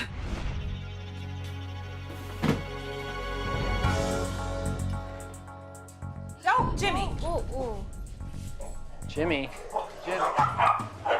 Jim, come on. That scares me. Yeah, that was pretty close. The open flame. There is one very, very big concern too, and that is the dogs have gone into the kitchen and by mistake have jumped up on the stove and turned the gas on. That is dangerous. Okay. Making things more difficult, Melissa is constantly treating the dogs in the kitchen. And so now, already hard task of me cooking and trying to clean, I have to clamber over and trip over dogs and get dust and stuff in my well-prepared food that I'd rather not have in there. Yeah. I definitely get frustrated. I've learned to live with it, obviously, but I blame Melissa for, not being able to eat at home. Unlike Jeff, the dogs get plenty of enjoyment out of their mealtime. Okay. You guys ready? Are you ready for dinner? Whose bowl is this? Whose bowl is this? Tony boy. Good boy. It does get a little annoying sometimes when I'm out and I have to stop my day and come all the way home to feed them because I like to feed them at 6 o'clock every night. I do at times wish that Jeff did more with the dogs. Sometimes they get really stressed out. Even though he's home, I'll have to come home and feed them. Okay. Come on, Jimmy, Once mealtime begins, it's clear why Jeff avoids this chore. All right, come on, let's go back. So next I feed Charles, who is in that corner, sorry. Come on, Charles. Come on, Charles. Come on, Charles. Okay, good boy. And now I have Sylvester, who is actually in the office. Come on, good boy, good boy. Okay. Come on, Tony, little Tony. Here, little Tony, good boy. Feeding time is chaotic. Okay, ready, Donnie? Come on. Come on. Okay, come on, Ben. Okay, there you go. Well, that's a little manic, isn't it? Yeah, it is. Has it always been like that? It's usually a lot worse. They get crazy, so it's really difficult to find anybody else to feed them. I think it is ridiculous that Melissa has to come all the way home, feed the dogs, and then go all the way back to whatever she's doing. Because even though Jeff's here, he won't feed them. Jeff and Melissa's disagreements continue in the bedroom. I asked Melissa and Jeff to get up on the bed, and then one after the other, the dogs came up too. There you go. There you go. Here's Jimmy. You're sharing your bed with 5 dogs? Yeah. How are you intimate?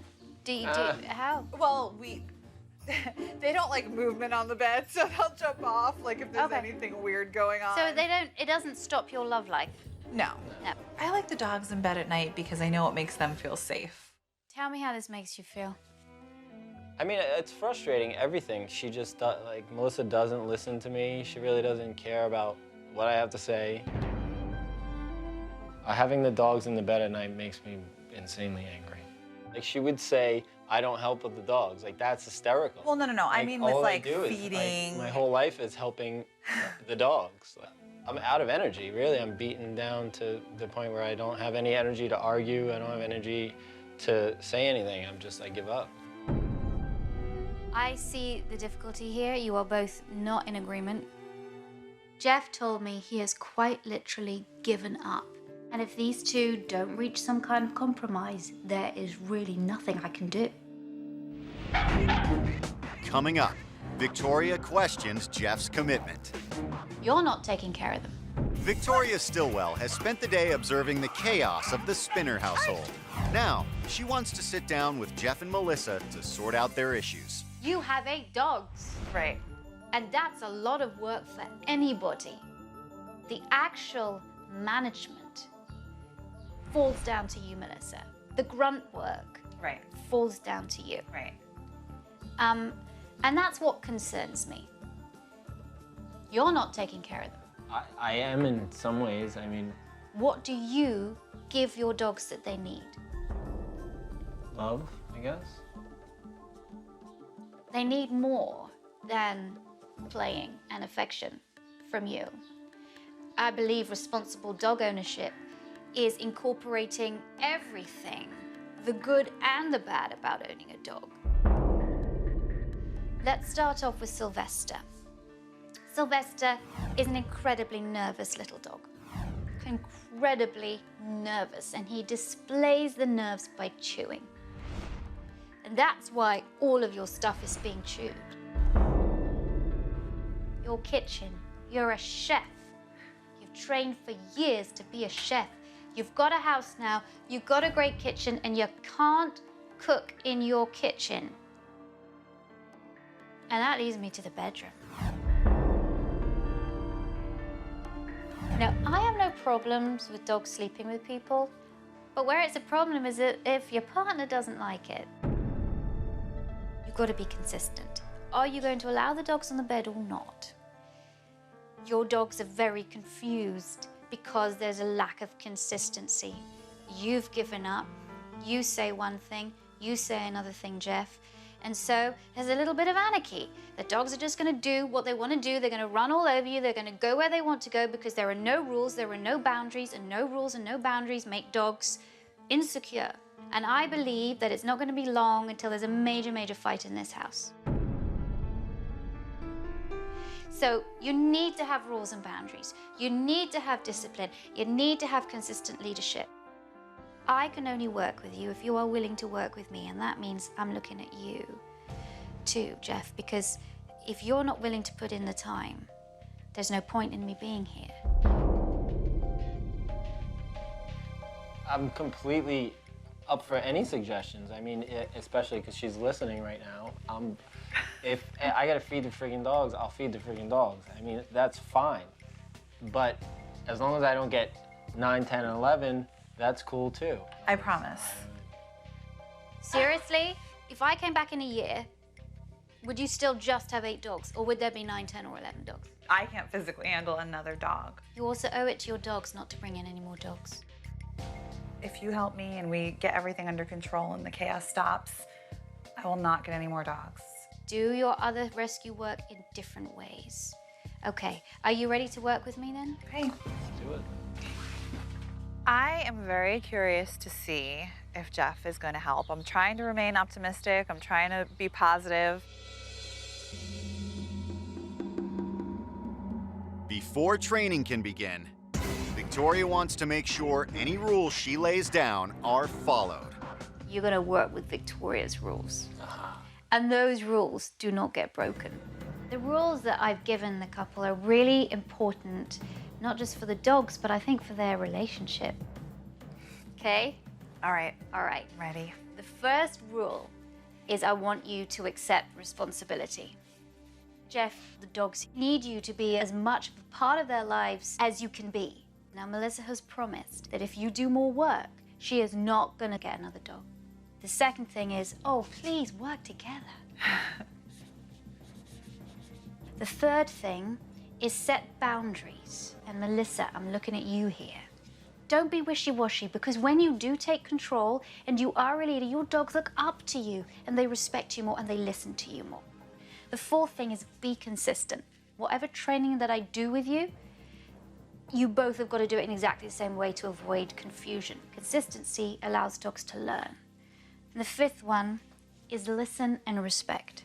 Not just the listening and respect between you two, but you also need to listen to your dogs, because your dogs are communicating things to you and you're not aware of it, and you're not listening to them.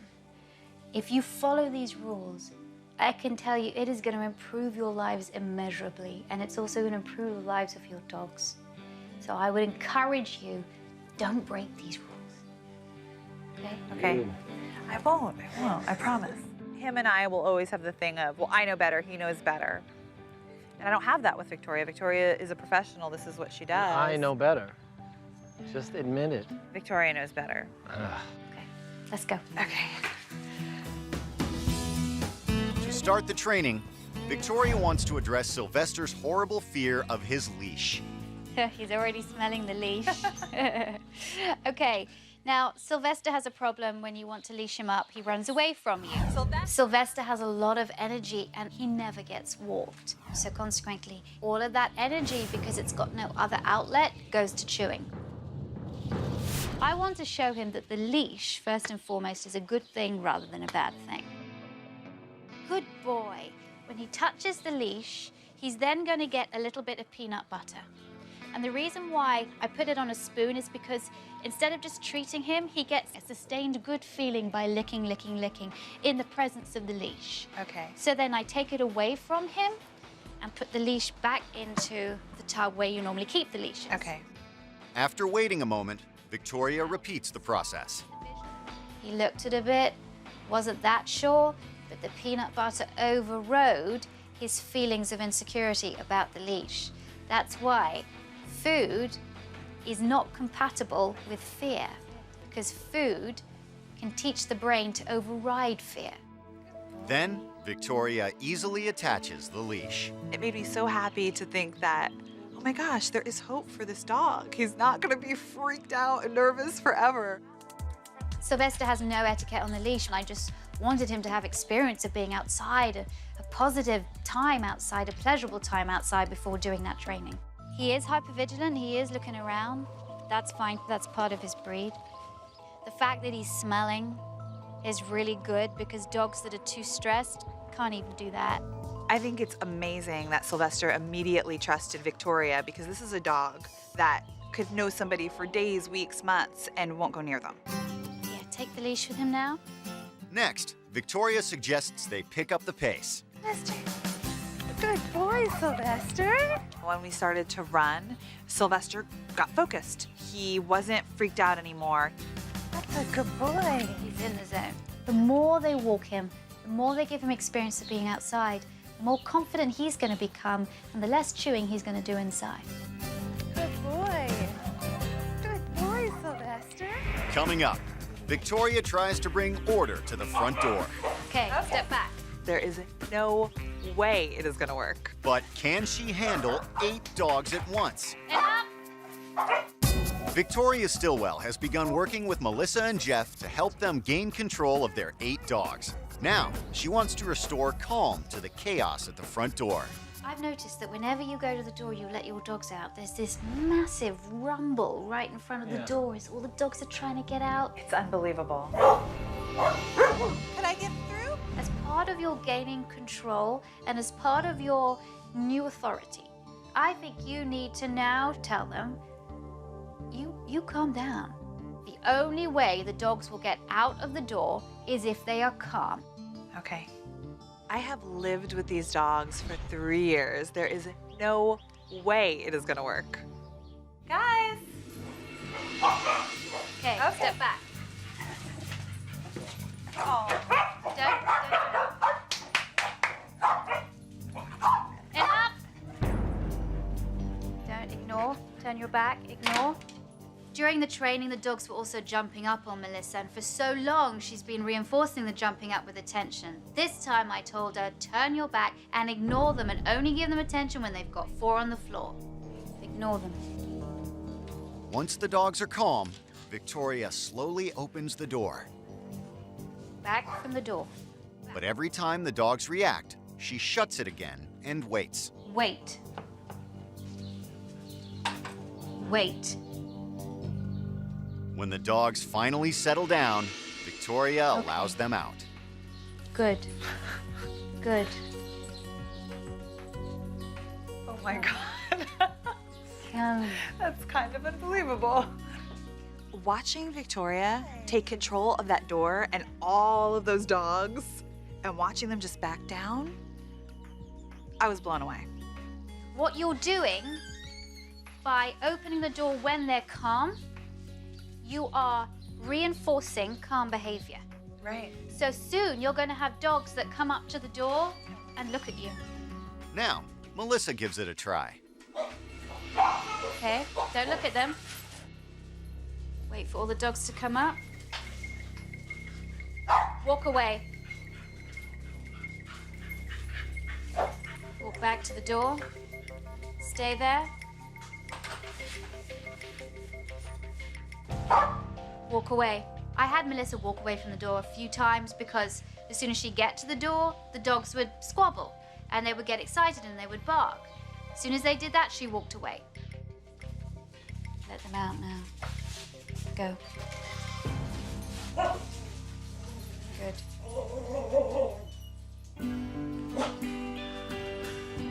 I was amazed and fascinated and just, I could not believe that the dogs actually all went outside without attacking each other. Pretty cool. Now Victoria turns her attention back to Sylvester, whose anxiety around people has led to major destruction in the house. You're going to be the ones that are going to help him in that because you're his protector and you're the person that he looks to or the people that he looks to for guidance.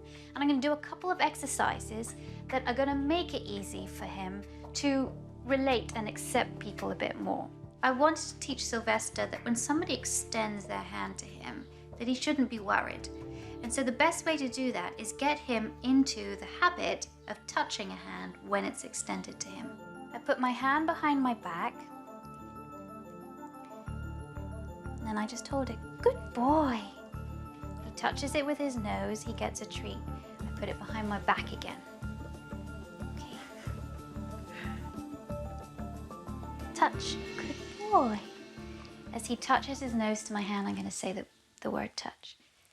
Touch. Good boy. Touch. Good boy. Now he's a bit more relaxed. He's just gone from a down to a relaxed down. Sylvester is doing so well, Victoria now wants Melissa to give it a try. Touch.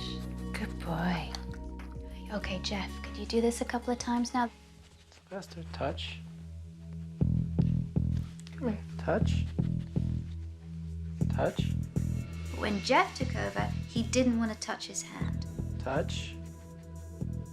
Sylvester, touch. I've had to yell at him in the past to try to train the dogs.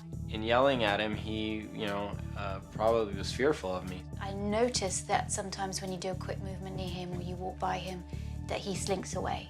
Yeah. And as I said, this dog is very sensitive, so you have to be very careful. Touch. Touch. There you go. Good boy. Deliver the treat. There you go. Good. Can you touch again? Good boy. Good. When Sylvester started listening to me with the touch training, I was really happy. Touch. I absolutely think Jeff will change his approach with Sylvester, and it made me so happy to think that, oh my gosh, there is hope for this dog. He's not gonna be freaked out and nervous forever. Touch. Good boy. By the end of the training, Sylvester seemed to get it with Jeff, but Jeff's got to work very hard to build that trust between them. Coming up, Melissa struggles with Victoria's rules. Get unemotional. Oh, Jimmy. Can Victoria get her to toughen up? Victoria Stilwell has been working with Melissa and Jeff in an attempt to bring calm to their household of 8 dogs. Good. That's kind of unbelievable. Now, Victoria takes Melissa and Jeff to the bedroom. Jeff cannot stand the dogs on the bed and he wants them off. Whereas Melissa loves having the dogs on the bed.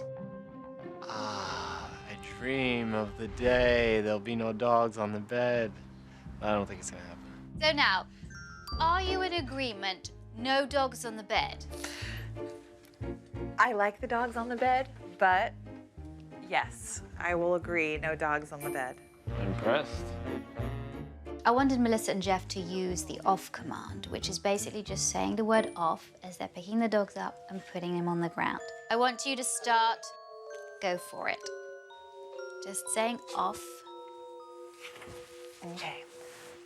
Off. Good, and nice about it. Just, this is all very gentle. Off. Off. Into the bed. Joey. It was almost comical. They had all the dogs off the bed, they'd get back on the bed, and then a couple of them would try and jump up. Charles, moment. Oh, Jimmy. Oh, Jimmy. Oh, Jimmy. Okay. Can you just say off to him, please? Make it unemotional. It's gonna be very hard for me not to kiss them and hug them when I pick them up and put them off the bed and just say off. Off. Good. Just tell them good boys. Good boys. That's it. Good boys. Okay.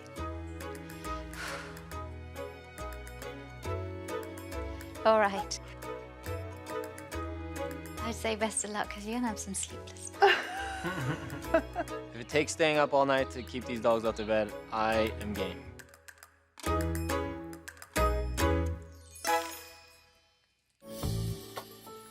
Next, Victoria wants to show Jeff how to keep dogs out of his kitchen. I set up the gate for 2 reasons. 1, so that Jeff could cook in his kitchen. 2, so that the dogs, when the couple are out, can't go into the kitchen, jump up on the stove, and turn the gas on. No, Jimmy. Jimmy. Uh-oh. I think you need this, Jeff, because as a chef, you need to have your kitchen back. And It would be awesome to have my kitchen back. I understand, though, that sometimes you'd like to leave the door open and be working in there, but having no dogs come, which is why I want to teach you the out command. Okay. Jeff and I went into the kitchen and I told Jeff to start preparing some food. We're using body blocking. If you see a dog coming in, what you're going to do is you're going to walk into their space and you're going to point and you're going to say out. Okay? Okay, go for it. Claim your space. Out. Out. There you go. Lovely. Out. Our little Jimmy, he's a puppy. So he definitely put Jeff to the test. Out. Tell him good boy. Good boy. All right, now you come in, Melissa. Now, of course, when I go in the kitchen, all of the dogs follow. So in I go, and in comes Sylvester. Out. And Tony. Out. And Bobby. It was one after another. She's just so little. Every dog is having its turn. I'm just testing. What happens if I okay? After just 12 minutes, Melissa and Jeff have successfully reclaimed their kitchen. Now look. Look, they're almost all falling asleep. Jeff is able to take the pizza out of the oven, cut it up, and we started to eat it, and no dogs came into the kitchen. That was probably the only peaceful piece of pizza, or anything for that matter, I've ever had in my kitchen. I can't wait to cook a meal. I was completely impressed that the out training worked and got the dogs out of the kitchen. It's pretty amazing. Now that Melissa and Jeff can enjoy a meal in peace, Victoria wants to bring the same calm to the dogs' dinner time. When I've seen Melissa feed, it's a frenzy, it's crazy, and I wanted to keep this dinner time calm. Feeding time is absolute insanity, so I want to just inject a little bit of calmness back into it. So what I'd like you to do is, first of all, we're going to change the setup a tiny bit. Not bowl placement, but setup of where the dogs are going to be while you're preparing the food. Oh, okay. First of all, I wanted to put some of the dogs already in their places, and that meant putting Donnie and Vinny outside and Jimmy in his crate. From now on, all the dogs will be fed in the smaller kitchen in the back of the house. Prepare the food like you normally would. Okay. Don't sing and don't talk. You're making them very excited. Yeah. By singing and, oh, it's time to eat. Right. Yay. And then the dogs go, yay. Once the food was prepared, I took some of the bowls, took it into the office, and put them down for Charles and Sylvester. By feeding the most intense dogs first, that's Sylvester and Charles, you completely dampen any kind of explosive reaction. Then Melissa fed the other 3 dogs in the kitchen. Joey? Yeah, lovely. Then it was time to feed Jimmy in the crate, and then we got the bowls to feed Donnie and Vinny outside. Good boy, Vinny. Oh, peace. Peace. We did it. The dogs were calm. You have to teach Jeff. Yes. Because I don't want you coming back from work, wherever you are, coming back to feed the dogs at 6 and then going back even when he's here. Ridiculous. That's not going to happen anymore. If you can do this, Jeff can do this. Oh, it's not that hard.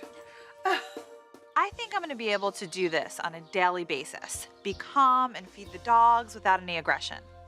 I'm going to leave you for a little while, and you have a lot of work to do because there are a lot of issues in this house. It's so important you accept responsibility, you work together, you set boundaries, you're consistent, and you listen and respect each other. I would like you to walk Sylvester. Sylvester's very important that he goes out so that his confidence is built up and he's less nervy.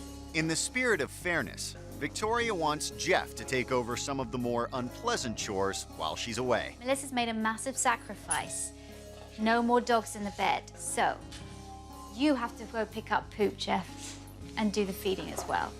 Okay. And when I come back, I want to see changes, okay?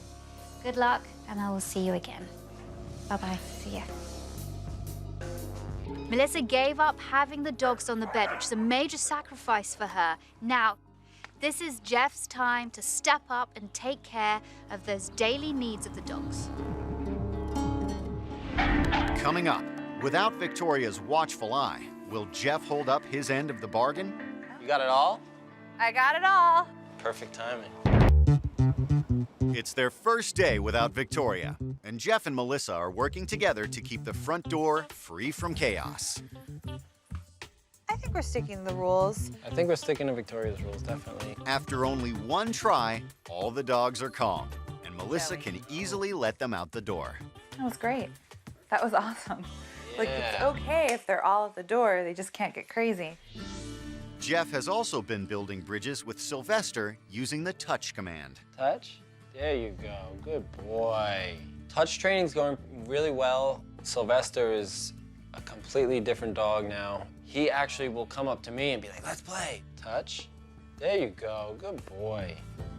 The exciting part is watching the relationship between Sylvester and Jeff change. Sylvester's definitely a lot more happy around Jeff and playing with Jeff and wrestling with Jeff, which never happened before. Oh, yes, he is a good boy. That evening, Jeff is able to cook in a dog-free kitchen while Melissa keeps the dogs behind the gate. Out. The kitchen training is going well.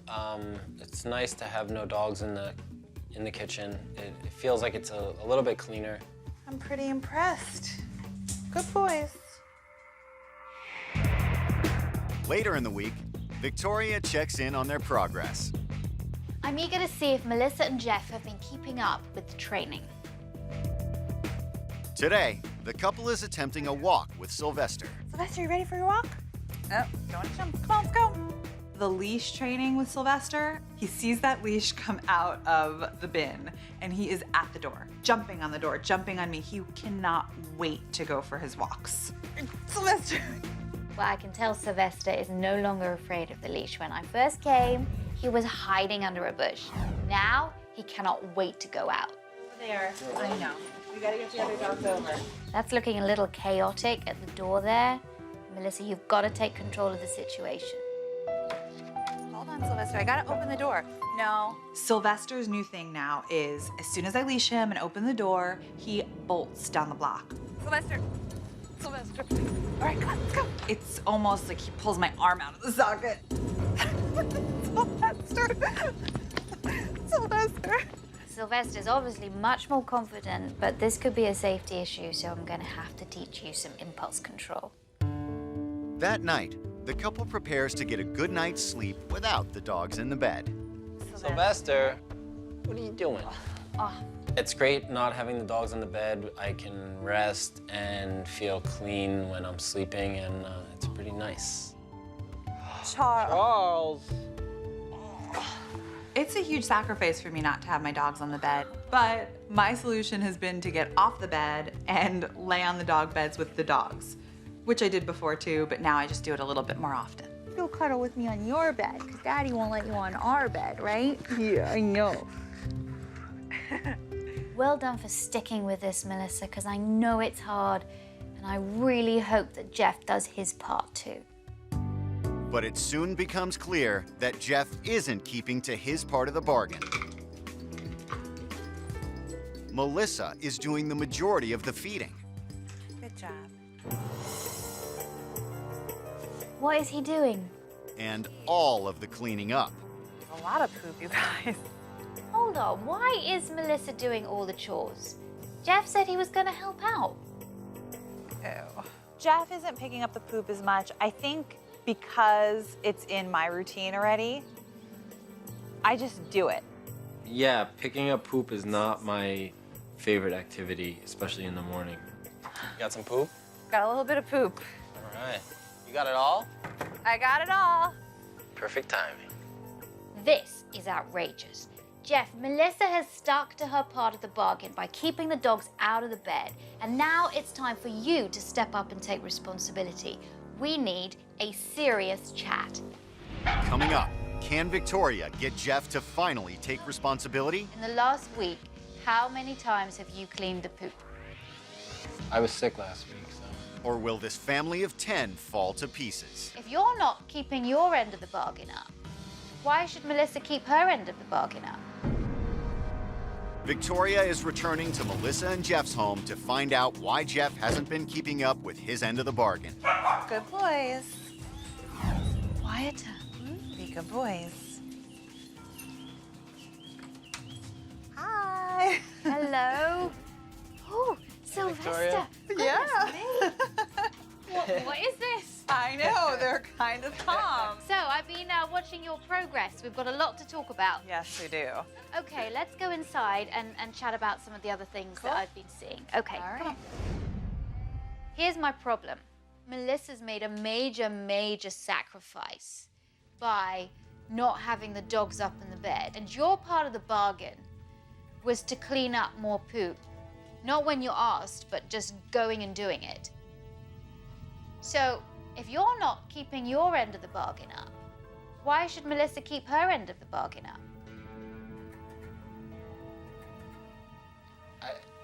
I don't know what to say. I do help clean the poop up. I mean. Okay, so tell me, in the last week, how many times have you cleaned the poop? I was sick last week, so. But I've been away for more than a week. I believe when you work together as a team, you have to do the nastiest side of owning a dog, as well as the good side of owning a dog. Victoria gave me a hard time about picking up the poop, and she's right. I need to pick up the poop, and it's important to the dogs. So there's been some progress, but there is more to do. So let's get on with it. Okay? All right. First thing, Victoria wants to address Sylvester's dangerous new habit of door dashing. Sylvester was a dog that was afraid to go out. Now that he's confident and he likes going on walks, he wants to get out of that door as soon as possible. But door dashing is a problem and potentially dangerous. But this is where you now have to own the space. Okay. Claiming space at the door is all about saying to the dog, you know, this is my space. You have to respect my space rather than charging past me to get out of the door. Victoria has Sylvester wait, only opening the door once he is calm. Okay, let's go. Good. Sylvester has never experienced walking on a leash. He never goes outside. Now he's confident about going out. It was time to teach him how to walk well on a leash. No pulling. I showed Jeff and Melissa that each time he pulled, you go in the other direction. When he stops pulling, he can continue his walk. Can I give it to you, Jeff? For you to do the walking back and forth. Buddy.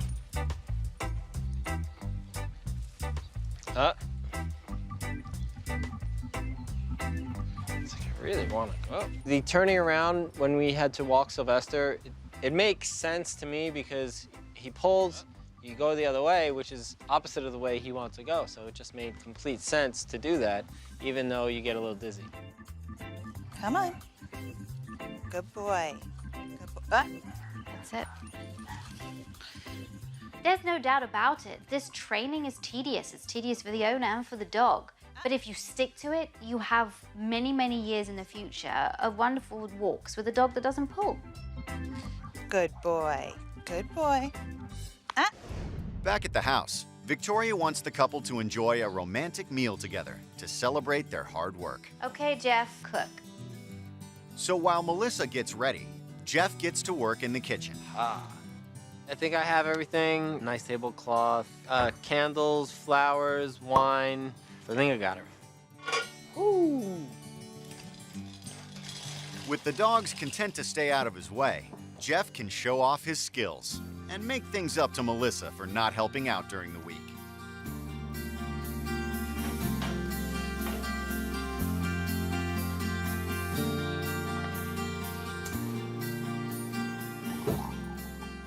Everything's ready. It's pretty good. There were flowers and candles and wine, so it was pretty exciting. It was an unexpected surprise. Thank you so much, Victoria. I can't tell you how much this means to me. It's beautiful. You're welcome. And I'm going to leave you now. Okay. I have to say, you've worked very hard, and you have a huge job. You have 8 dogs, and that is no easy task for anybody. But I have to say, I don't think there's a better place for them to be.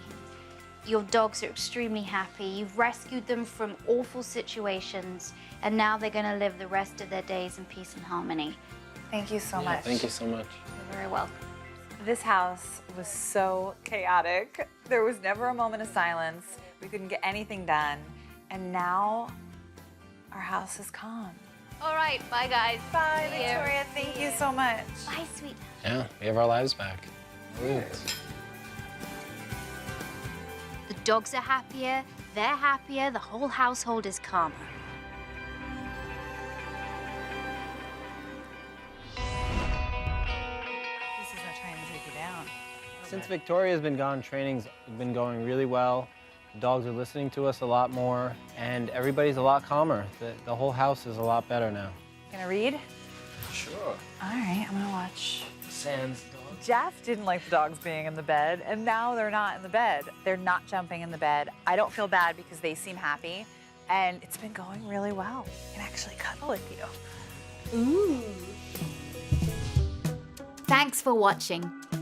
If you love It's Me or the Dog and want more dog training tips and tricks, visit my official site, positively.com. And if you're interested in learning more about becoming a dog trainer, check out the Victoria Stilwell Academy. Links to both sites are in the description. I'll see you online.